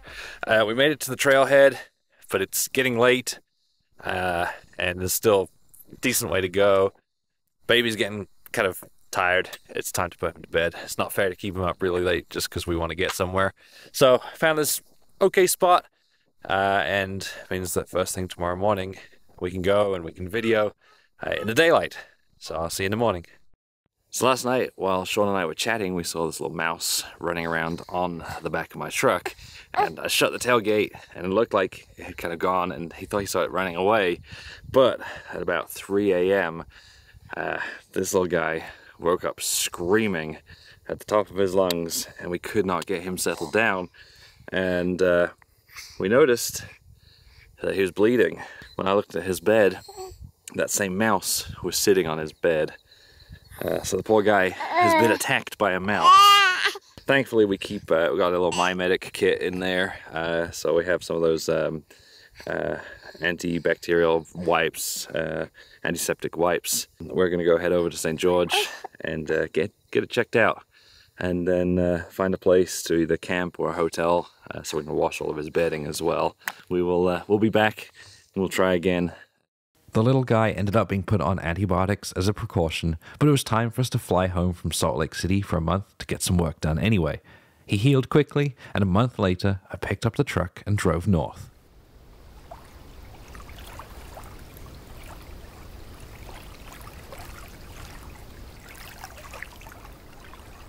I'm back out. I picked up the truck from Salt Lake City earlier today, came up to Montana, where you may notice that I don't have my wife and baby with me. They'll be joining me in a few days. We're at the beautiful Clark Canyon Reservoir in Montana. With me I have Will from Venture to Roam and his 2 kids. And over the next few days we're going to be heading west into Idaho. And it's an area of Idaho we don't actually know a whole lot about.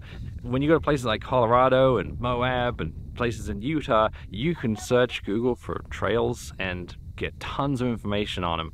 Here, there isn't a whole lot. So we have mapped out a route on Onyx that follows a lot of what are just marked as unpaved roads without a lot of information. So we're basically going to be exploring a lot. So I'm really looking forward to this trip because it's a little different from our usual thing. Usually we plan and go on established routes. This one, we're just gonna kind of go out and see what happens.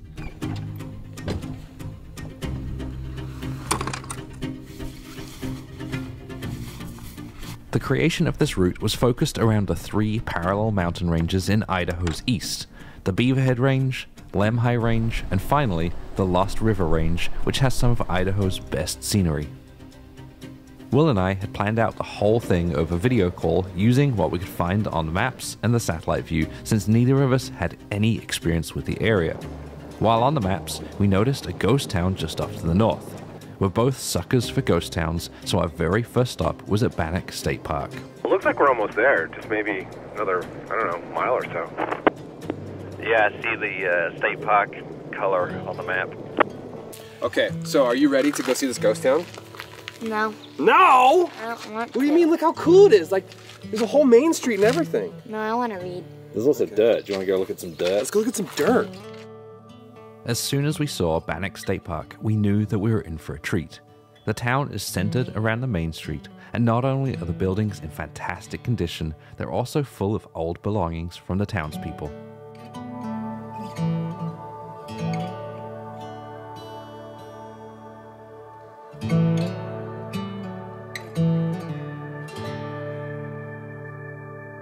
The town was founded in 1862 following the discovery of a large amount of gold in the hills. At its peak, Bannock had a population of over 10,000 people and was the capital of Montana Territory. There are a bunch of different buildings to explore. There's a school and a lodge, a bar, a church, loads of residences, and even a jail. This is a really cool ghost town. I like it. It's in such good condition. All the buildings are really complete, like a bunch of stuff in them. I'd say this is one of the best I've been to between this and Bodie. So yeah, I really like it. Glad we came up here.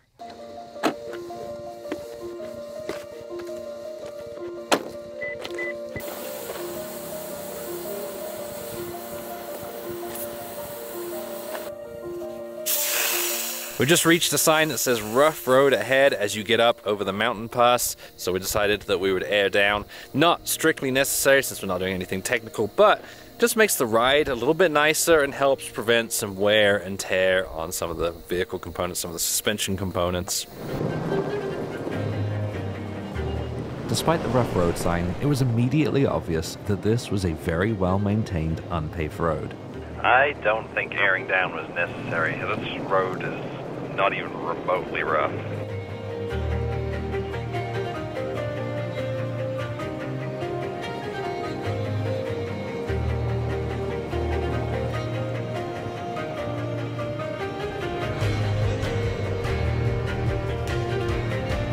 Oh man, this is such a beautiful pass. Oh, if you look to your right, you can just start to see the Lemhis. They are impressive. Oh wow, yeah.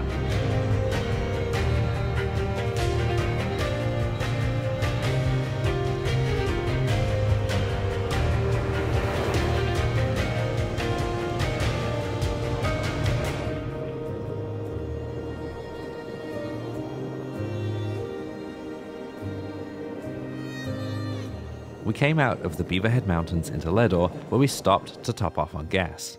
As we were heading south, I noticed a cool-looking spot on the map's satellite view. It looks like there's another lake up here to the right, Meadow Lake. You want to go check it out? Yeah, let's do it. I glanced over to the maps pulled up on CarPlay and quickly came up with a route that zigzagged its way across the meadows towards the lake. I mean, this is super pretty.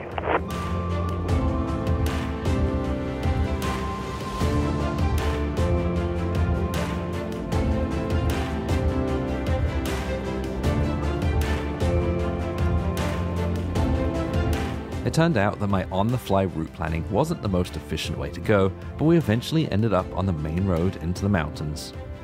I'm catching glimpses through the trees, and this looks like it's going to be really good.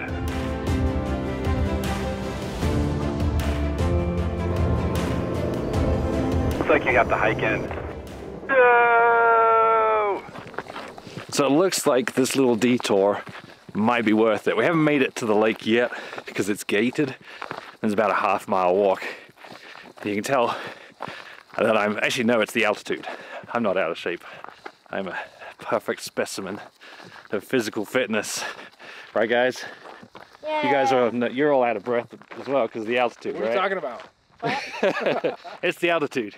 I just started. So we gotta hike up in, but it is looking incredible from what we see so far. Can't wait to get the drone up and check out the lake.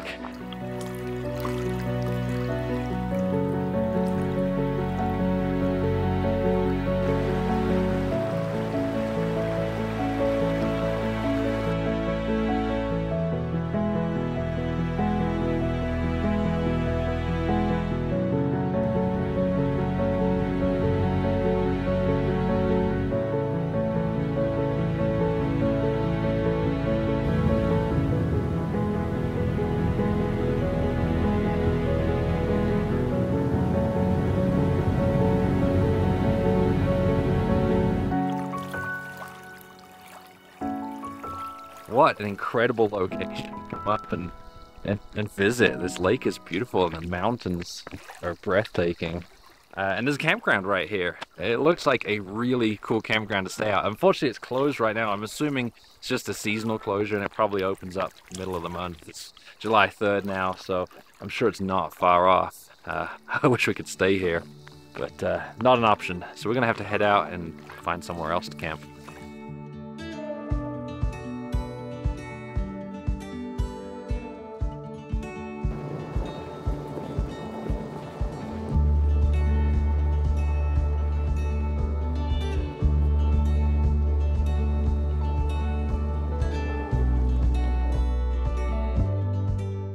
It was getting late as we approached the pass over the Lemhi Mountains, so we split up, heading along the foothills in either direction, looking for a nice spot to camp.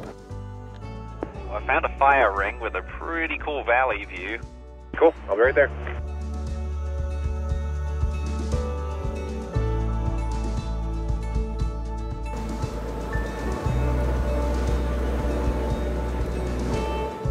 I think it's hard to beat this view.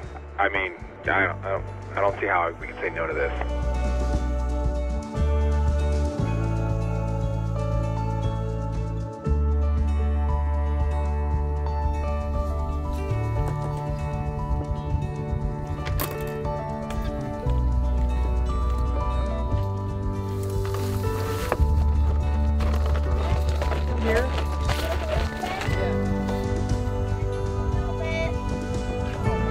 Well, this is a beautiful campsite, and I think we found it just in time. I'm getting really, really tired. I had to get up super early to catch the flight out here for this trip, and didn't get enough sleep last night, so I need to go to bed early tonight. This one is much less buggy than the last site as well. Barely any bugs at all, and no mosquitoes, so that is a bonus. Downside is it is very windy tonight, and there's supposed to be some strong gusts later on. I think I'll be okay in the habitat, and Will's turned his tent so that it's facing into the wind, so I think he'll be okay as well. But yeah, other than that, it's really quite pleasant.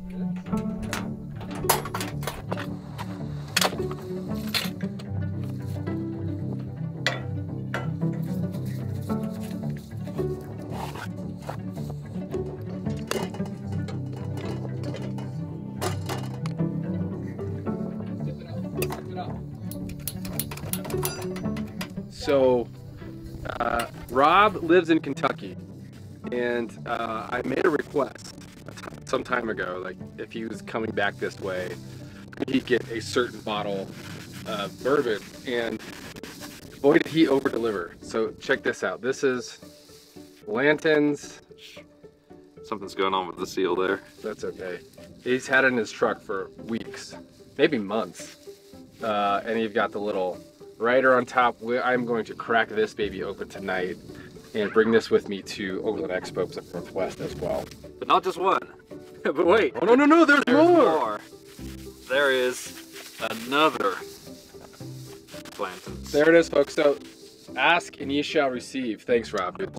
The only 2 that they've had delivered this year. They're right here. Who knew? It's hard to get in Kentucky too. It is.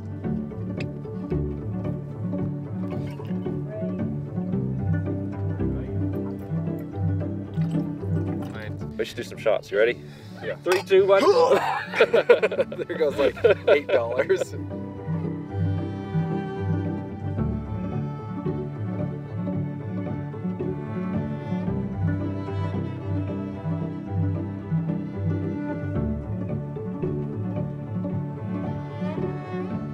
That evening, as we hung out chatting about nerdy things like cameras and YouTube, we decided it would be fun to have a race to pack up our tents the next morning.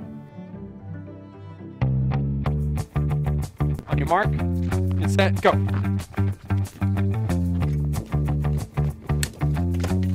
Oh, I'm gonna hurt myself.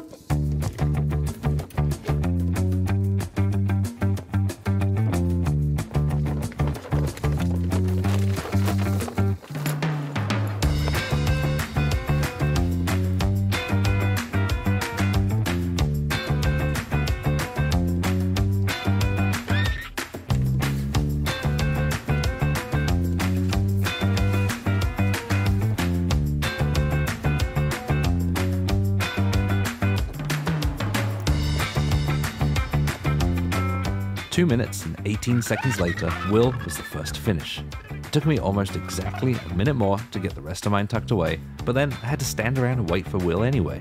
So I just was victorious racing to close our tents, but Rob is still waiting around for me to pack up the rest of my camp, so I guess we're both winners. Once he was packed away, it was time to head up and over the Lemhi Mountains.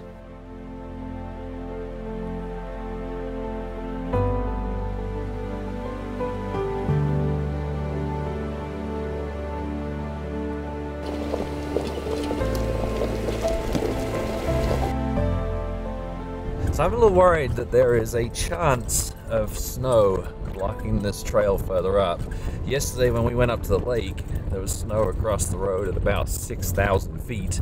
We've already passed 8 here, and it goes up to just under 10,000 feet. So it's a very real possibility that there's snow on it. It kind of depends on the shade as we go, because the snow patches yesterday were all in shaded spots. So we'll have to see.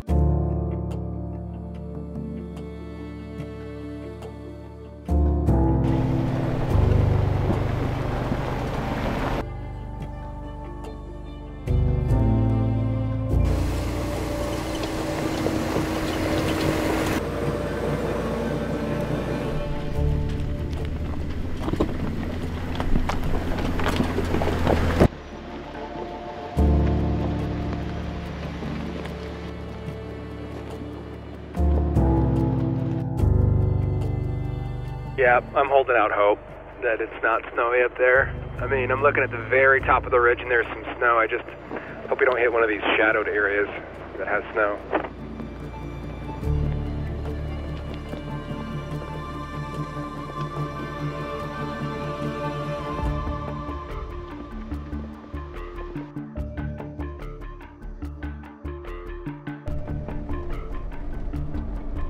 You need a spot? No, I'm good, thank you. Just barely squeezed by in the back, though.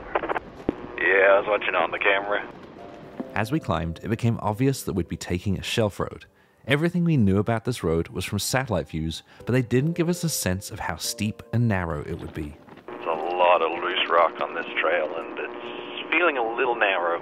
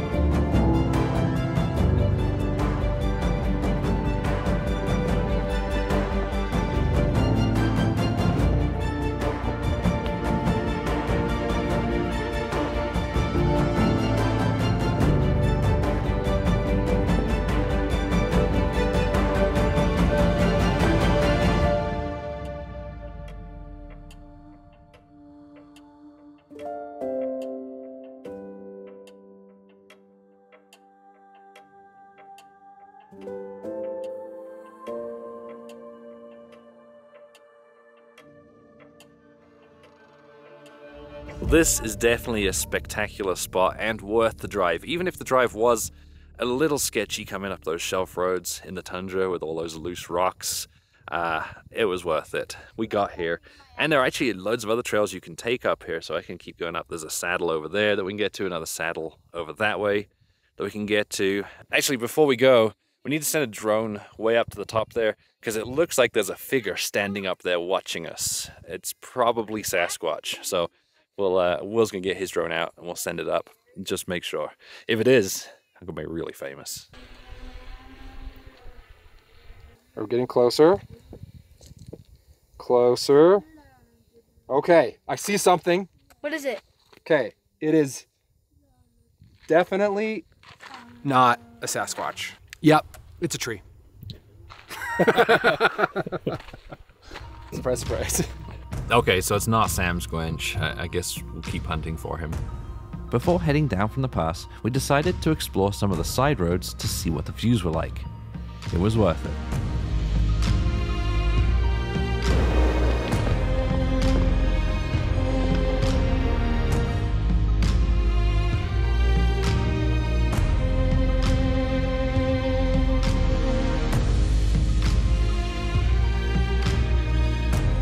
This is one of the most spectacular views I've ever had driving.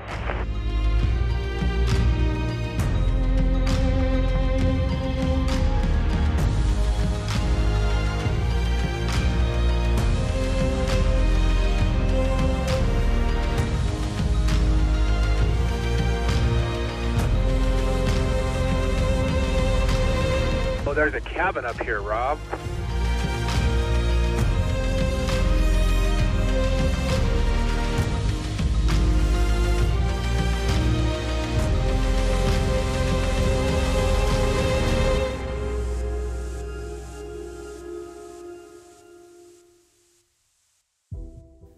Back at the pass, it was time to head down from the mountain, so we took the lower fork towards the Lost River Range. Well, we have a bit of snow. Oh wow, that, do you think that's possible? I don't know, I'm gonna walk it. We're gonna try it. Worst case scenario, I can winch Will back out. Unfortunately, there's not really anything to winch to on the other end, and it is a little off camber on the second one, so we're gonna probably dig out the base a little bit and also throw down some of the traction boards, some of the max tracks that I've got. Will was first up. We were confident that there wouldn't be any issues thanks to the tracks we dug and the max tracks on the low side.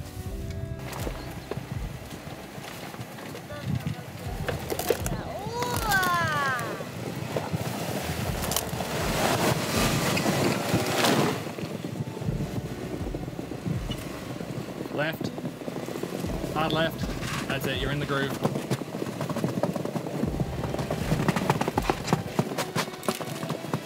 Then it was my turn.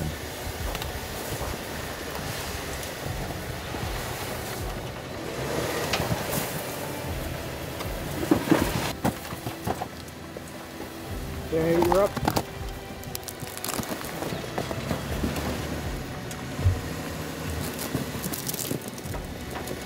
Passenger! Passenger! Passenger! You're in! Even though everything we dug was jeep-sized, I made it through with no issues and we were on to the next snowbank. Since it was also off camber, we once again dug ourselves a notch and laid down the traction boards to stop us from sliding down. My way. Got it. That wasn't too bad.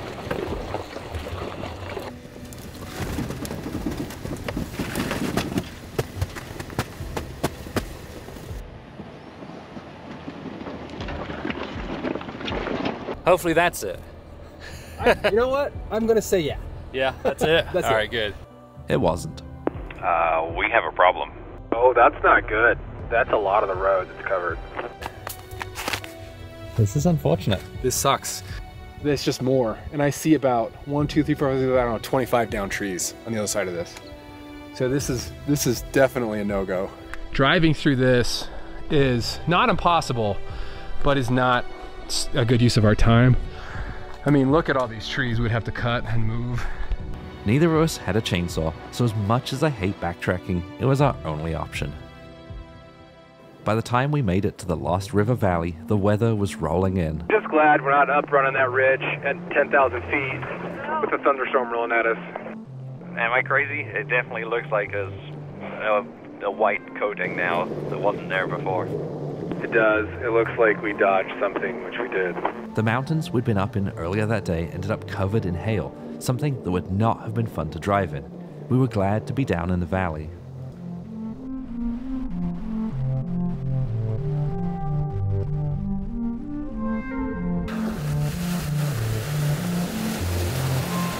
So we decided to take a quick shortcut, which hopefully works out okay.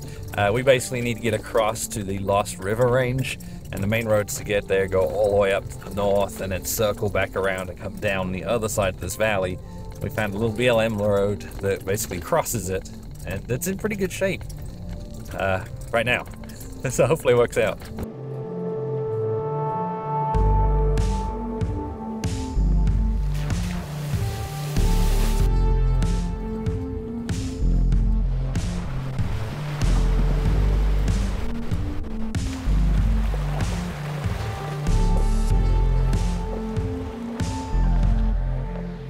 Climbing out of the river valley, we were treated to our first good view of the Lost River mountain range, and it was stunning. The way the dark storm clouds shrouded the mountains and the sunbeams danced through the rain made it an incredible sight.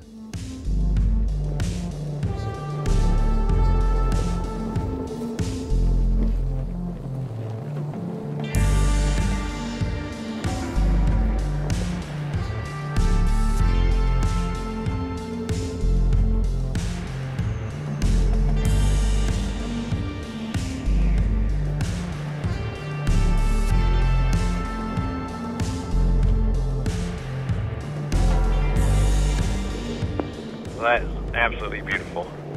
As we got closer to the mountains, the clouds lifted, revealing beautiful snowy peaks and dramatic rocky cliffs. I had this shot of just the vastness of these little two specks on this field with those big mountains. It's pretty spectacular.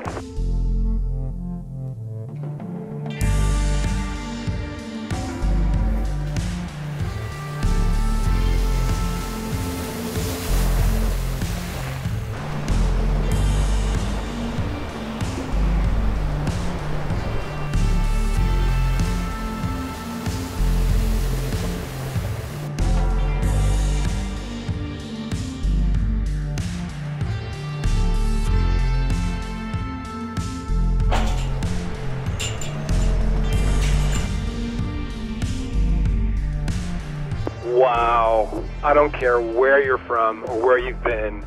That is awesome. It is spectacular for sure. I can't wait to get up there closer.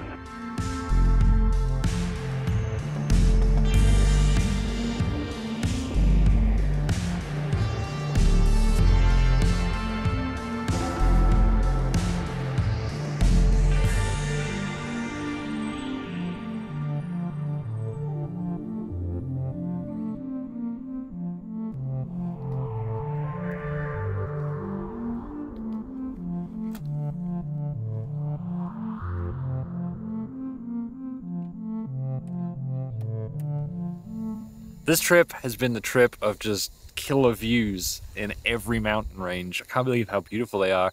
And tonight's campsite is definitely no exception. Just look at the views down the valley you got here. Beautiful mountains. We were planning on taking the trail all the way up to the end there, but we didn't know if there was any kind of camping up there. And as we were coming along, about halfway along, we noticed a little fire ring off to the side of the trail. And, you know, it's already late. 8 o'clock, or actually it's now 8:30, so we figured why not stop for the night. So Will is currently chopping firewood, ready to light a fire, and I think the kids are gonna have some s'mores and hopefully warm up a little bit as well because it's chilly.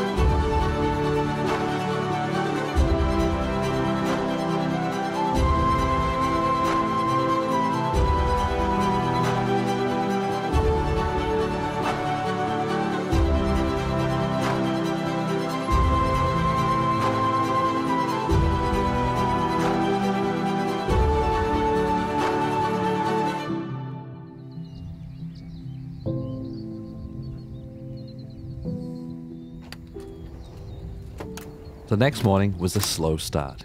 Even though we had places to be, we couldn't help taking our time and enjoying the beauty of our surroundings.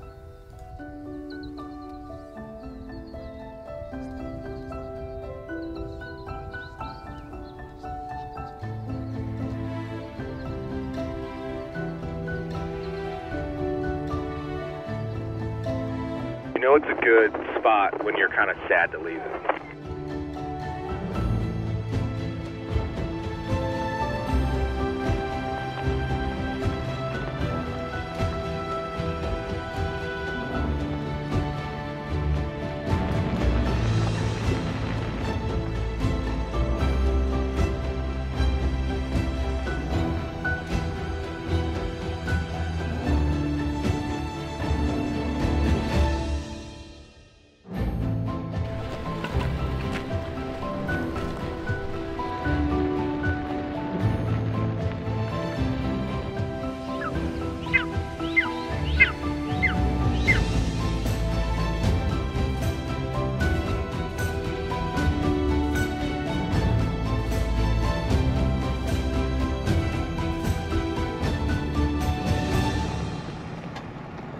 What kind of a bird was it? I don't know. A big one. Maybe, do they golden eagles? Do you have those here? We have golden eagles. This whole area is incredible. It's like a national park in its beauty. It's like Glacier National Park, but without all the crowds. There is no one here because it's difficult to get to. We are done backtracking. We're now going to take a road called Horse Heaven Pass. Oh, this looks like an easy road through the pass. Very scenic, though. Yeah, and I can see why it's called Horse Heaven Pass. This is a lovely way to pass through these mountains.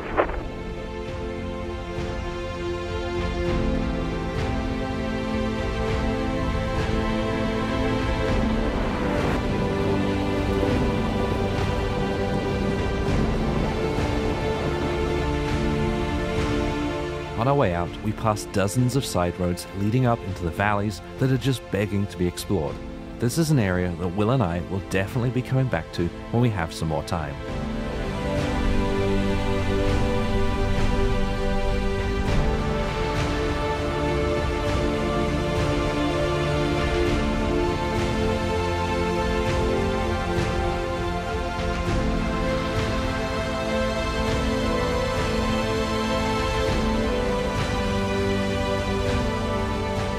So we're just airing up because we've got about 20 miles of paved roads down to McKay. From there, we're going to head across to Ketchum, which is unpaved but very well maintained and apparently really pretty. So I'm looking forward to seeing that.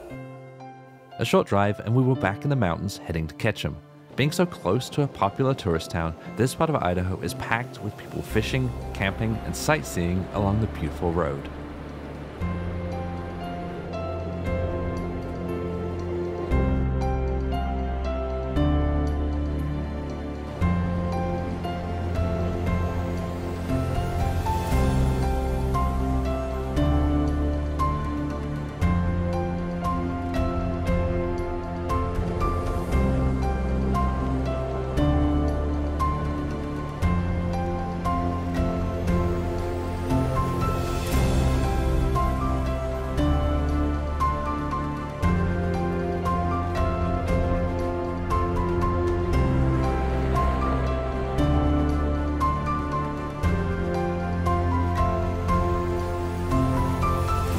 Well, we are out of time. We've just made it to pavement outside of Ketchum, Idaho. We're getting ready to head all the way over to Bend, Oregon for Overland Expo Pacific Northwest, and where Elizabeth and my baby will be flying in. I'll be picking them up, ready for the next step of this journey, where we're going to be going along the Cascades.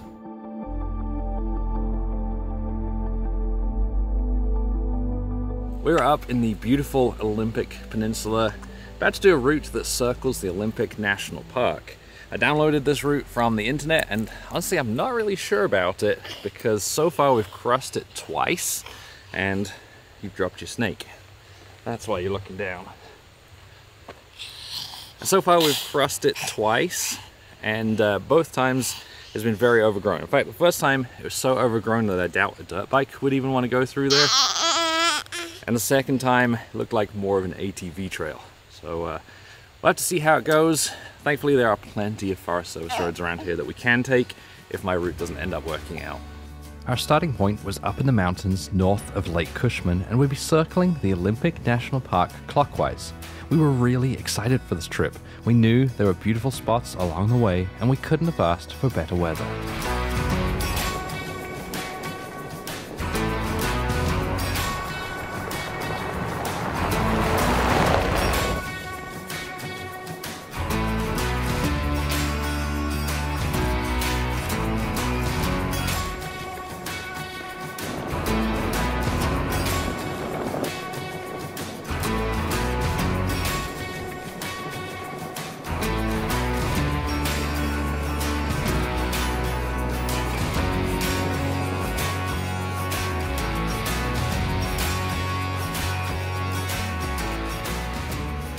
Coming down from the mountain, we stopped off at a viewpoint overlooking the beautiful lake so my wife could have a final meeting at the job that she just left.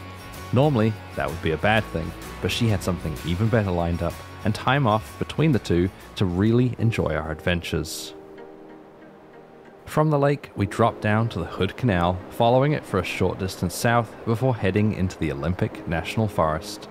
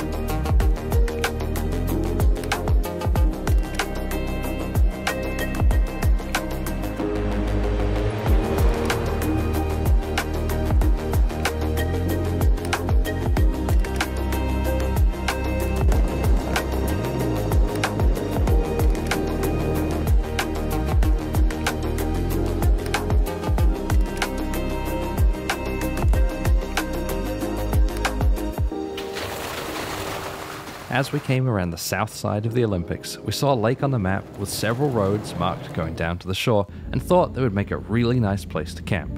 It was kind of early in the day, but that just gave us more time to play in the water.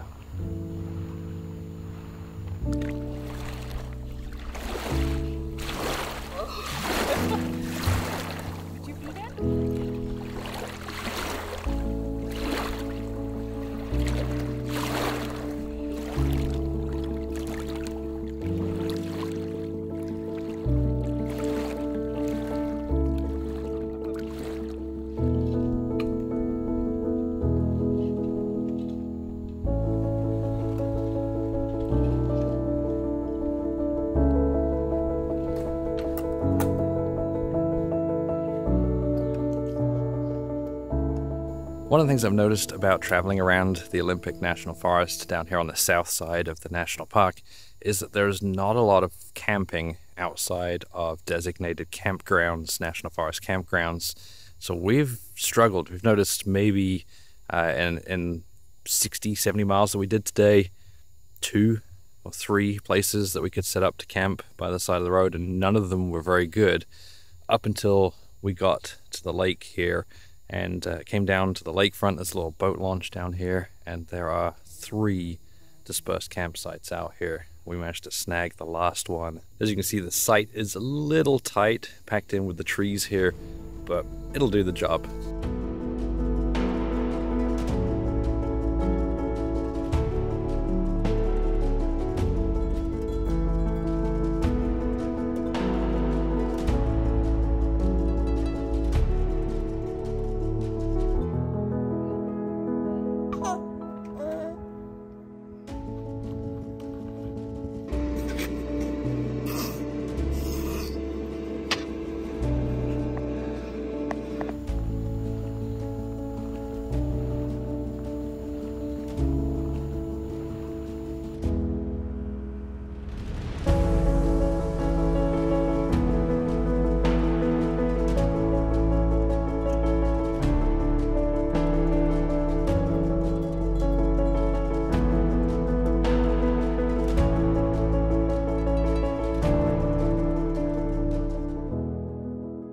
This ended up being a great campsite. I love the setting with the trees all around us and the moss that's hanging off them.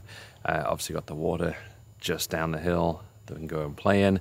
But unfortunately, the people who've used this particular campsite previously have ruined it a little bit. First of all, they've used the fire pit as a trash can and put bottles in it, broken glass in it. And you know, it's a fire pit for wood, not trash. And second of all, they have left little white flags marking all the landmines that are left behind. If you don't know what I'm talking about, there's little piles of toilet paper all around us behind me. If you're coming somewhere like this, you've got to pack your poop out. You don't leave it here. Same with the toilet paper. If you're way out in nature, then obviously you could potentially bury it, but this is obviously a heavily used site, so that's disgusting. So now we're going to pack up. We got the mosquito tent out, though they weren't too bad last night. Go pack that up, pack the tent up. There's a mosquito like right here in my face after saying that. And we're going to start going up the west side of the national park today.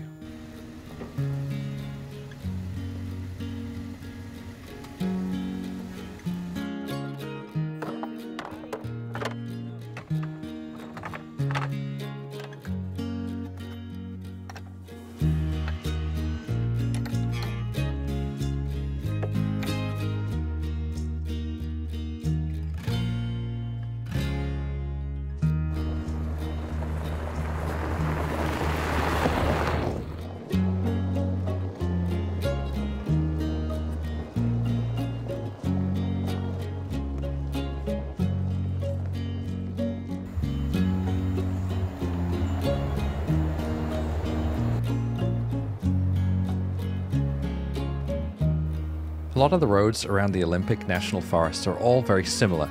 There are a few open sections, but for the most part, there's continuous tree cover and dense undergrowth. A few of the roads we traveled had obviously not been cleared in some time, and the undergrowth was starting to reclaim the open space.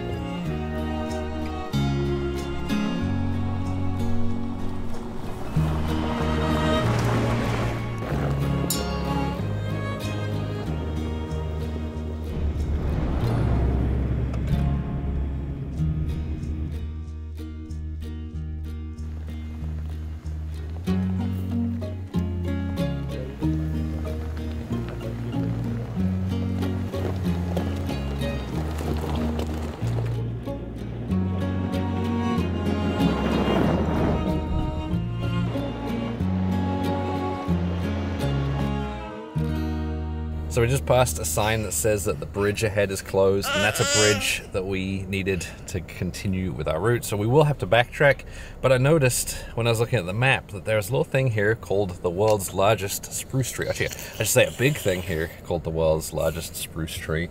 So we figured it's not often that you get to see that. So we'll stop and we'll take a little look.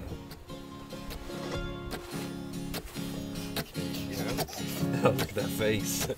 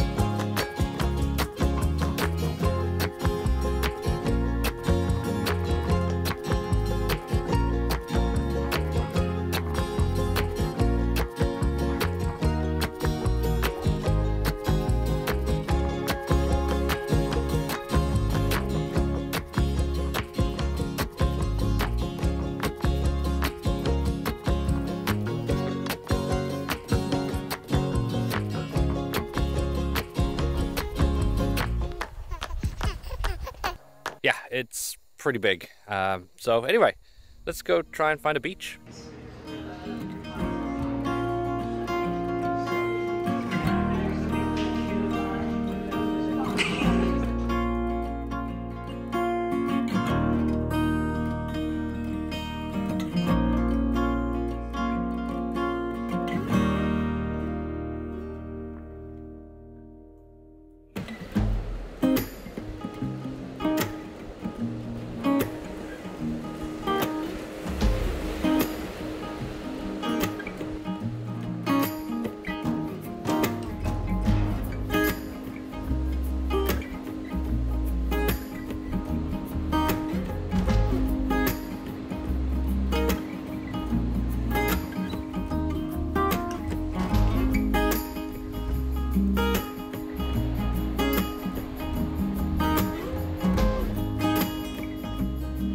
Well, we made it down to the beach, and it's his first ever beach. He's seen the ocean before, but has never seen sand. And he's not really sure what to make of it. I don't think he likes sitting in it, but he likes kind of pushing it around with his feet.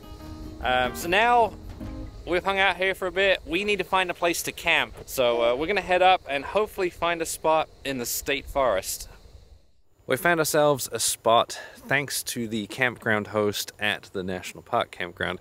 She suggested coming out to the state park that's basically right next to the campground and said there'd be a bunch of campsites. And there are. Found one at the top of a hill up here in the state forest. Little view through the trees over there, got a fire pit, and once again, the fire pit has been used as a trash can, and there's toilet paper all around the outside of the campsite. So we're gonna be careful and just stick to the center of the campsite. It's just a shame that these places are ruined by people who think that the world is their dumpster. There are also some enormous tree stumps, like the one over my shoulder, which would definitely put the world's largest spruce to shame. So I'm gonna start setting up, and I think I'm gonna put the bug tent up again. If I was by myself, I wouldn't even bother because there's just 1 or 2 stray mosquitoes. But since we've got the baby with us, we can put him on his play mat and we don't have to worry about stuff biting him.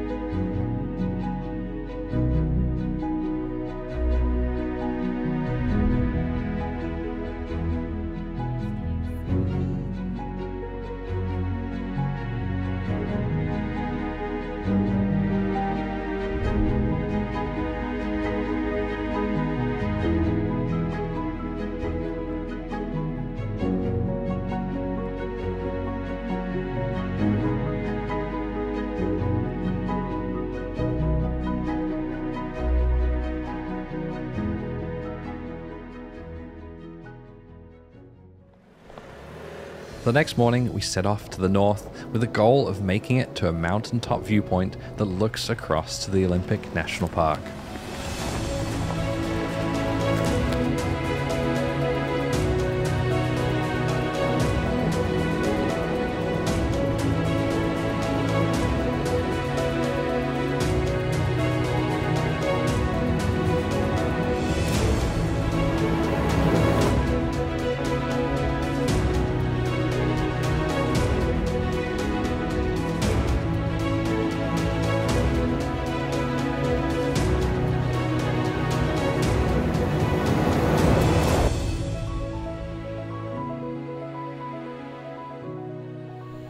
Unfortunately, the road is closed. There's a big locked gate completely blocking the way behind me, and then just beyond that is a fairly significant washout where the road's really narrow, and I think that's probably why the excavator's here and probably why the road is closed as well.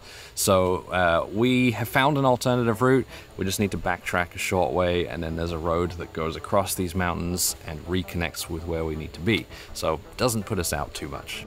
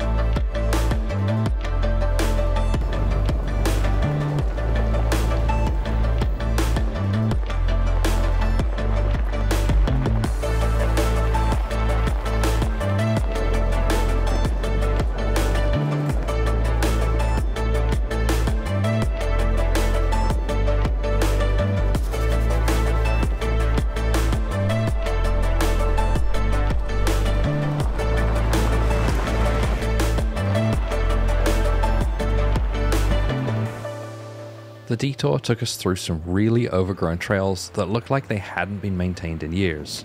Bushes and branches were leaning across the road and dragging down the side of the truck the entire way. After a couple of miles of heavy pinstriping, we came out into a clearing and continued towards the overlook.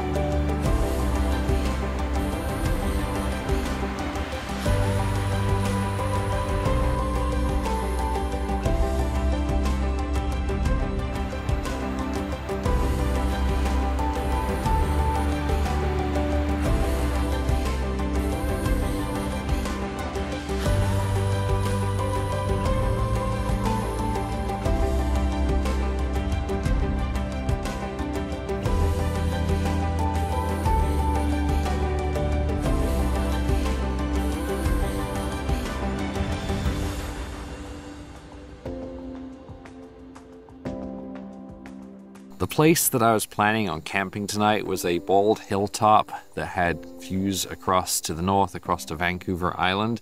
Unfortunately, the road to get there from here is signposted as having a washout 3.4 miles ahead. And I don't know if I really want to risk going 3.4 miles down a narrow, windy road for it to be impossible. Of course, it could be just fine. We just don't know. It just says washout on the sign. I am half tempted to just set up camp up here at the viewpoint. There is a fire ring up here, so people obviously do camp up here, but it's also a parking lot for the viewpoint, so we could have people coming up here to enjoy the sunset or coming up here for the sunrise, and I don't really want to be camped out in a parking spot. So I think what we're going to do is head over to a spot that I saw on the drone when I was flying it around. There's no guarantee it's any good because I could only see it with the 7x zoom, but we'll give it a go and then save this as a backup. You can drive on the left a little bit too. You're just dragging the whole right side through. Dragging the left too. There's no like left or right drag. Oh, look at this. Wow.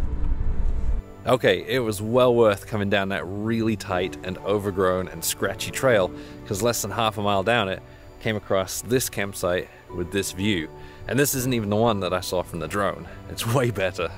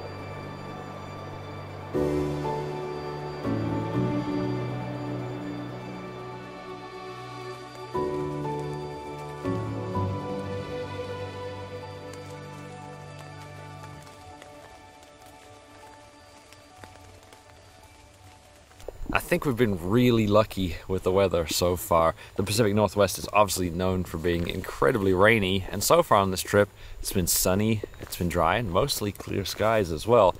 Until this morning, when obviously we woke up and it's drizzling, if not actually raining, pretty much constantly, and everything is soaked. And I think that's just normal for this part of the world.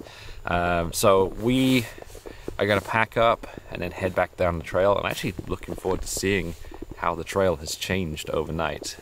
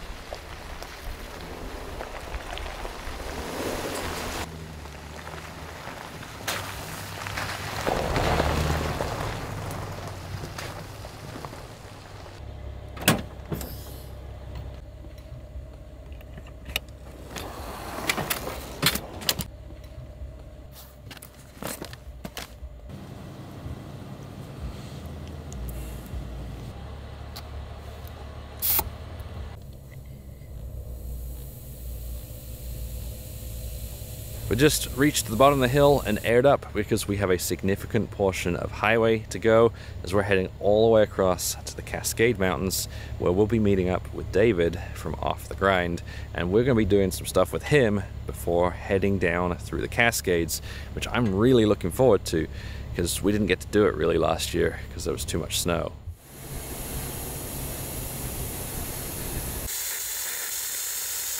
And here we are. We've made it out to basically the middle of the Cascades in Washington. Met up with David, who's up there in his Bronco. We're airing down at the trailhead, ready to head up to what's supposed to be a really pretty lake at the top of a valley, top of a mountain. We don't know a whole lot about this trail, but apparently there are two ways up. There's what's described as the hard way and the easy way. And we're gonna try the hard way first.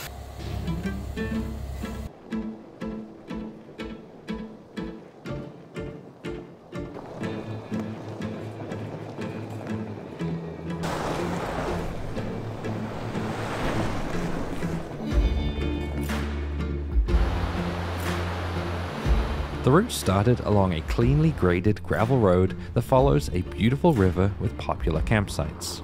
Several miles in, hidden in the trees off the edge of the road, is the start of the narrow trail up to the lake.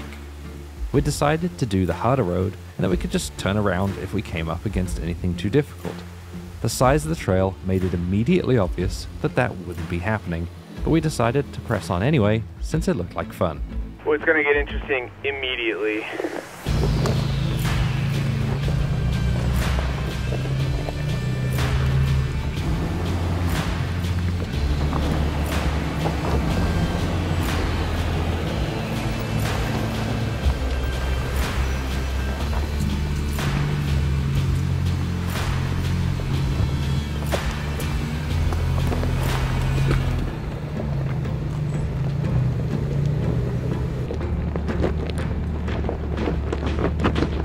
Got some rock obstacles coming up. Looks like it's gonna be fun.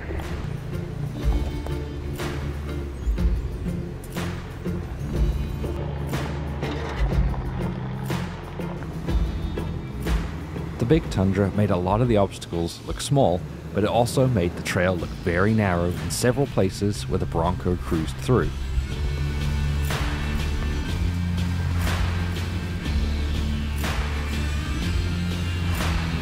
The Bronco was able to fit between rocks and trees where we'd have to drive over them.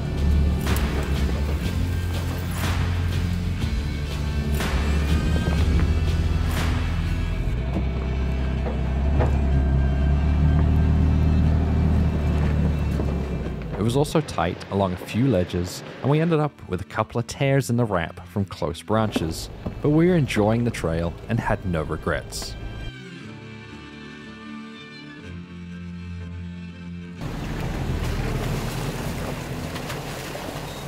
We're driving up the trail and we found ourselves a beautiful little creekside campsite. It's way too early to set up camp, but we figured we'd stop and have a little break, let the little guy stretch his legs and play for a little bit. Just kind of hang out here and have a snack. I've got myself a Costco cupcake, which, like anything from Costco, is enormous. So I'm looking forward to having that.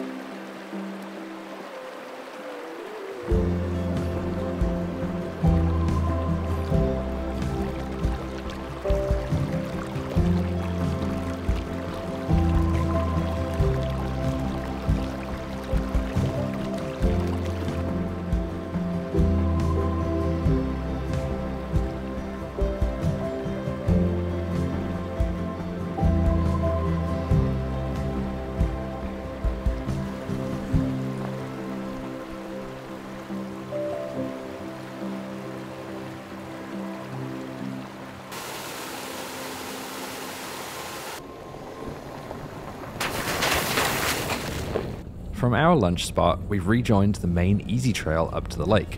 It started out well maintained, but got steadily rockier as we climbed.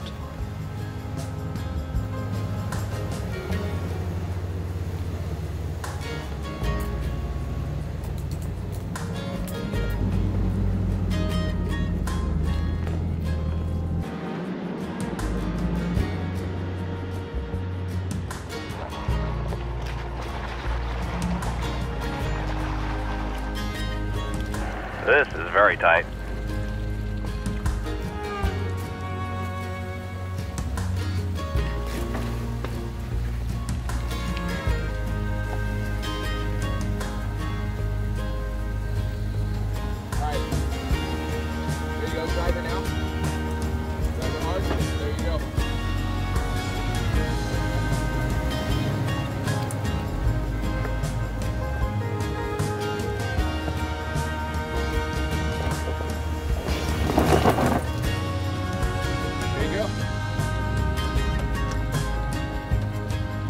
Ooh, this looks like fun.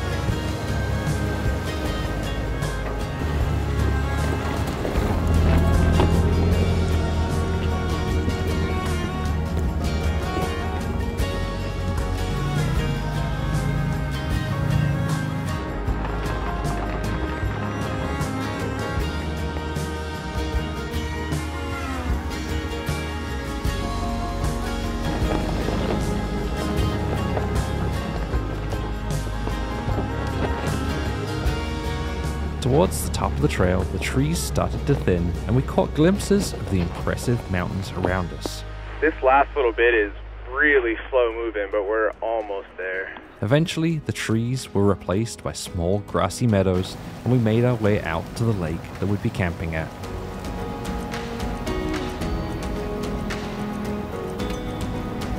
Well, this is very pretty. Yeah, it's gorgeous.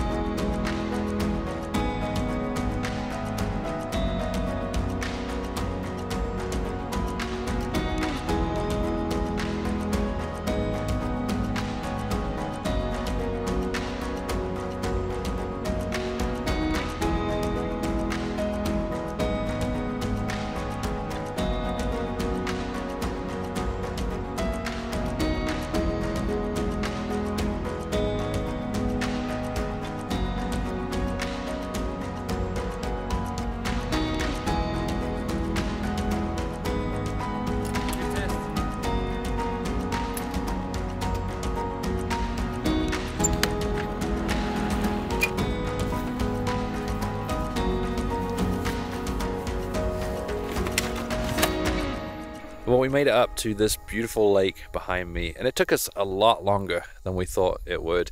It's not that the trail was particularly difficult, even though it was labeled as hard. There were some reasonable obstacles. It was just a lot further than we thought it would be.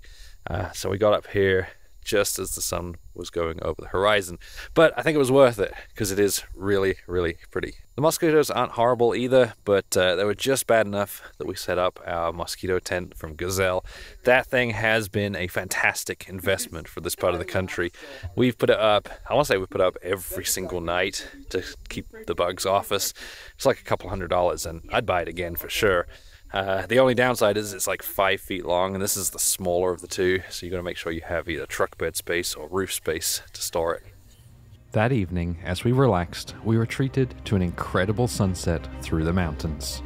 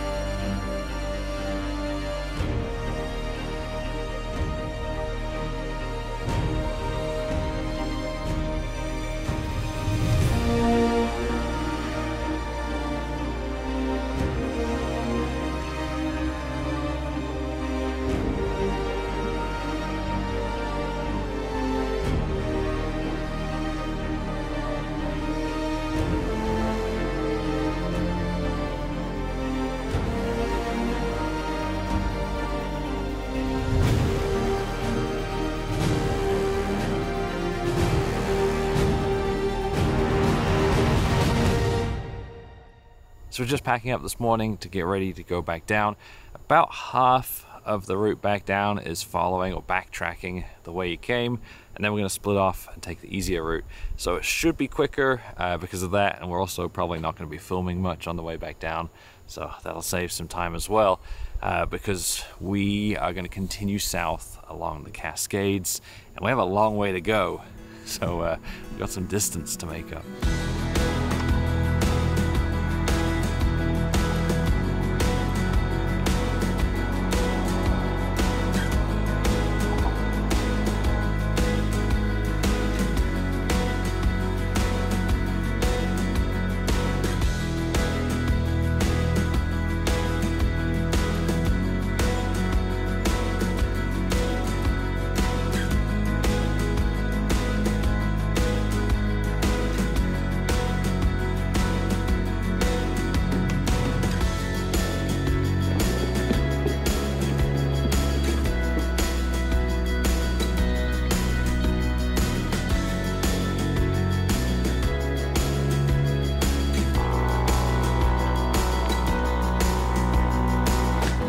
Well, we made it down so much faster than on the way up. It helped that we weren't stopping and filming all the time, helped that we took the easy route and we just kind of plowed right on through and made it down to the bottom, where now unfortunately David has to leave us. He's got to be home, where we're going to continue going south through the Cascades. All right, I'm gonna get out of here, see if I can get the gremlin. It's so good to hang out with you guys. It's good to meet you. Good to meet you. So, yeah, appreciate you letting us hang, showing us the trails. Of course.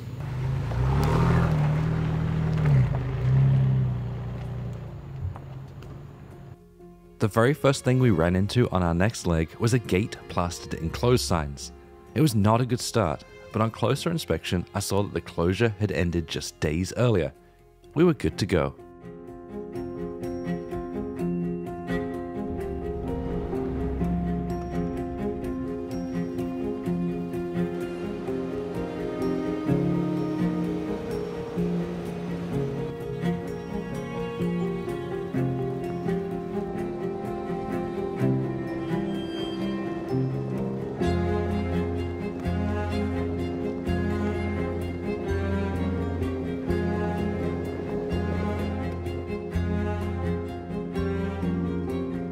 Compared to the Olympic Peninsula, the east side of the Cascades is much drier, so it has less dense tree cover.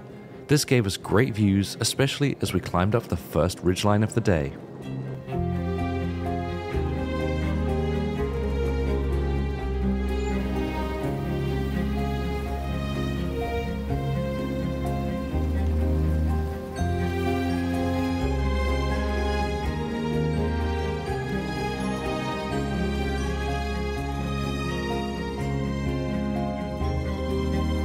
Well, this is a great spot. Got views in all directions, including over to Mount Rainier over there.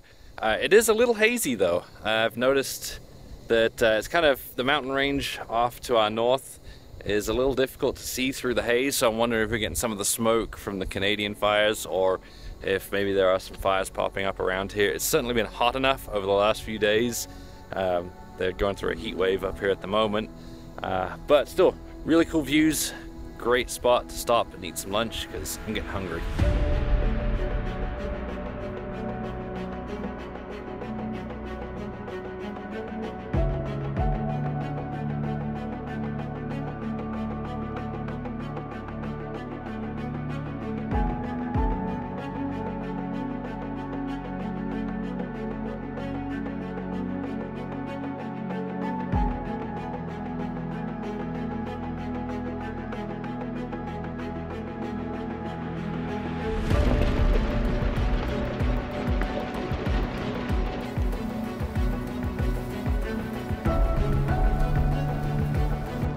The drive was beautiful. We were enjoying the views even as we dropped down into the valley and started the climb again on the other side. My wife and I were happy to have had the opportunity to come back and try again. We'd obviously missed a fantastic route when we'd skipped this part of the state due to the snow last year.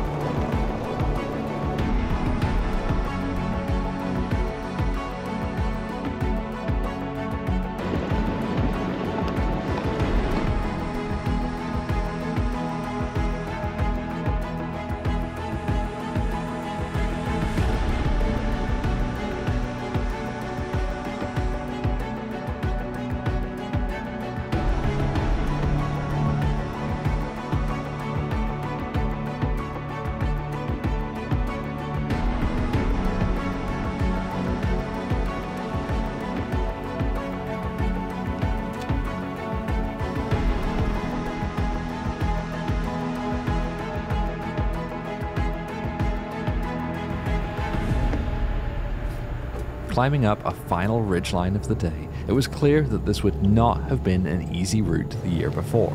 There were large holes and ruts, and even after weeks of good weather, the area still had mud.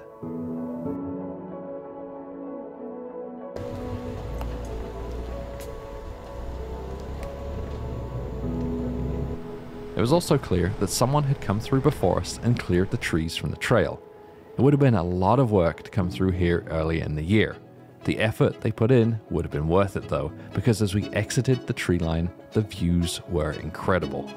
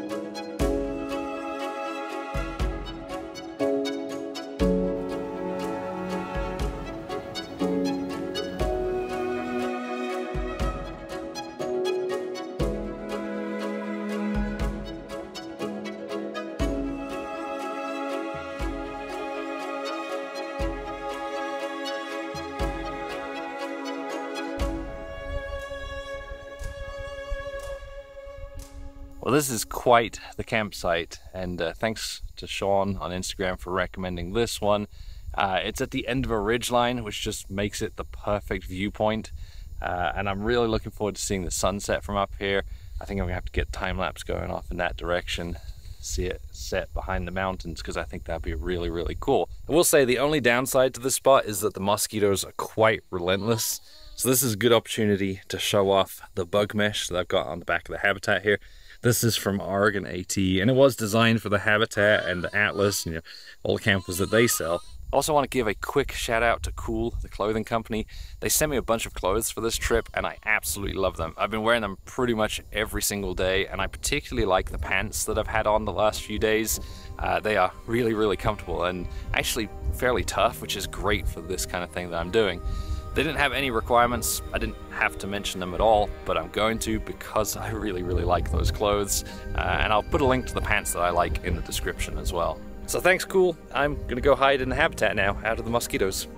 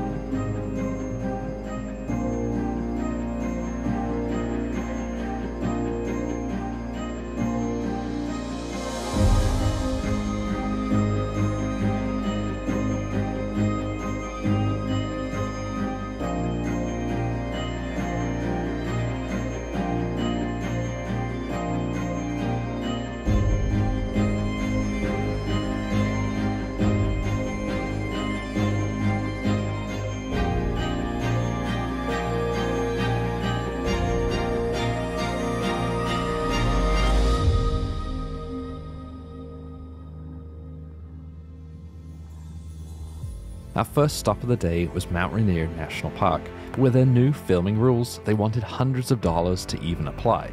The reason for the high fees? They're getting too many requests for them to deal with.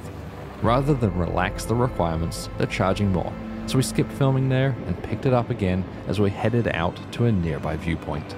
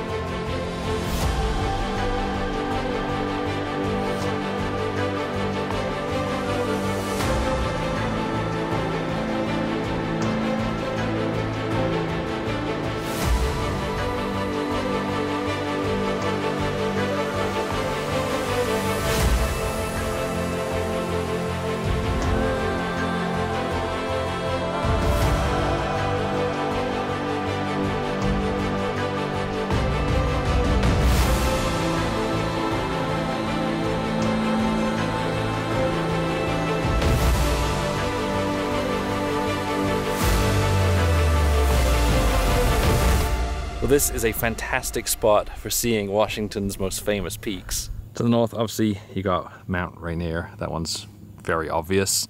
And then off in the distance, over this ridgeline, immediately in front of us, is where we camped last night. If I look to the east, that one is Mount Adams, and then somewhere to the point where it doesn't quite show up on my screen, I think it's about there, it's Mount Hood.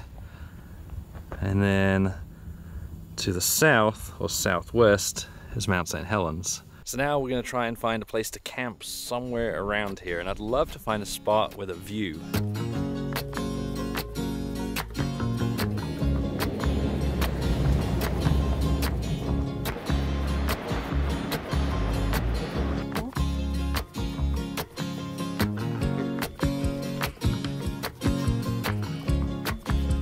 Well, tonight's campsite does not have the fantastic views that last night's campsite had. I've only got Mount Adams just kind of peeking through the trees over there, but I am completely okay with that because it also does not have the mosquitoes that last night's campsite had, because those were horrendous. The entire time we've been here, I have maybe seen one mosquito out of the corner of my eye. I don't know, but it didn't bother me, so I'm happy here.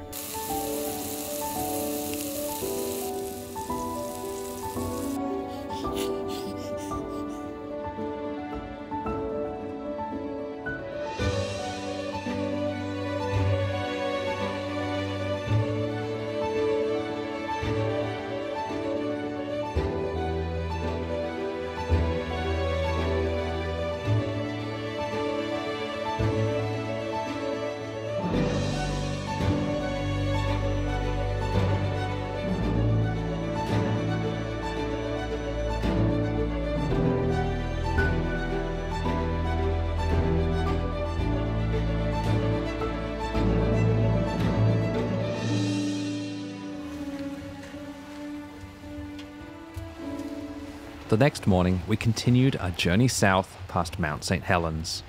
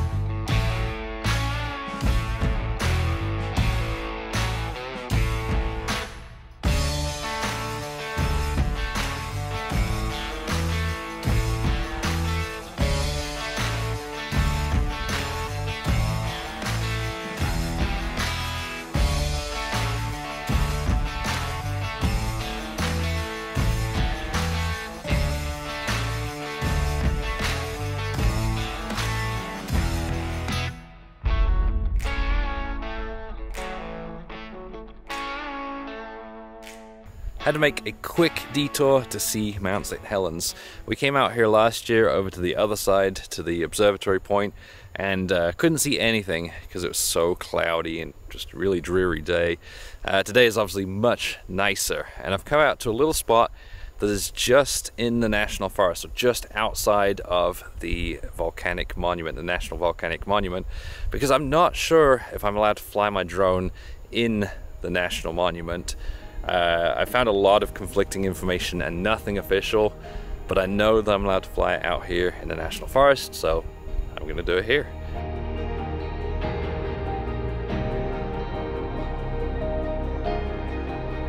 Mount St. Helens is the most active volcano in the Cascades and is famous for its 1980 eruption, which is still the most deadly and destructive volcanic eruption in the US and the largest debris avalanche ever recorded.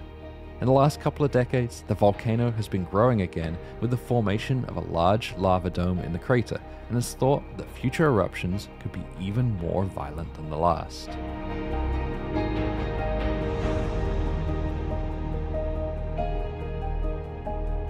From the volcanic monument, we went south, but we didn't make it very far before running into a problem. Unfortunately, the road behind me, the one that we needed to take, is closed. According to the sign, there's a washout, but according to a couple of cyclists that just came through, the surface of the road's just been broken a little bit and it's completely passable for two-wheel drive vehicles. The gate, you may notice, is open. That's because a Jeep driver came up about 15 minutes ago, went right up to the gate, pushed it open with their front bumper, sheared the lock off. I don't think they're going to have much luck, because according to the cyclists, at the other end of the road in town, there's another gate. So who knows, maybe the Jeep will just break that one open as well. Either way, we're going to backtrack a long way to go around, and I'll probably put the gate back up as well.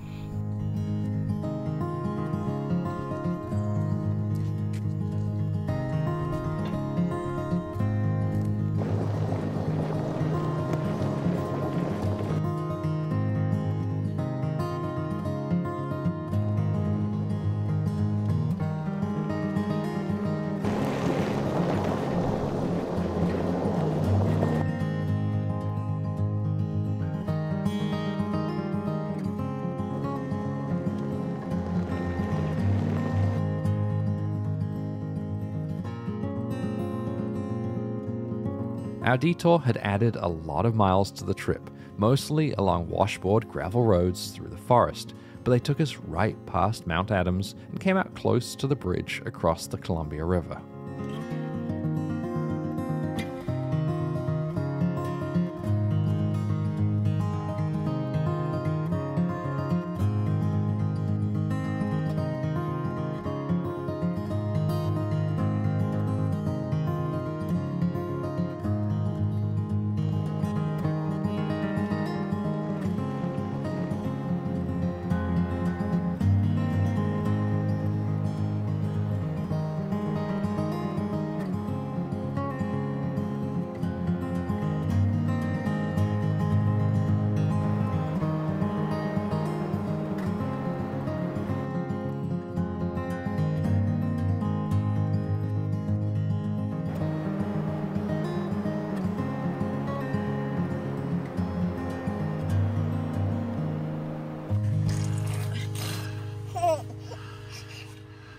Well, we've made our way back up and around and past Mount Adams, across the Columbia River, all the way down to Mount Hood, where we've found ourselves a nice spot to camp for the night. And actually, we're all really tired, so we've just been up, hanging out and relaxing in the habitat. And I think I'm going to go back up there. I've just grabbed my laptop. I've got a lot of work to do. Although, let's be honest, I'm probably just going to sit up there and watch some YouTube.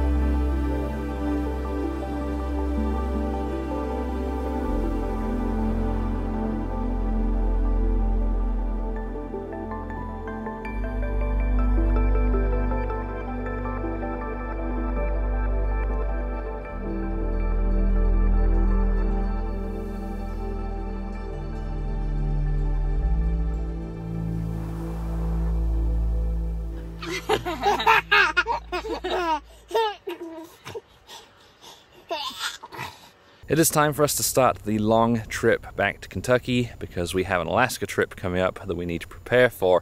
We're going to be flying out of Kentucky to Anchorage and renting a vehicle. So we'll have to save the rest of the Cascades for another time. We had had an amazing trip. We'd explored new areas, made up for missed roads, and, most importantly, taken our son out to experience the world, something that he really enjoys. He is definitely happiest when he's out camping. If you enjoyed this video, make sure to give it a thumbs up and subscribe to the channel. Our Alaska video is coming up next, and you don't want to miss it. Thanks for watching.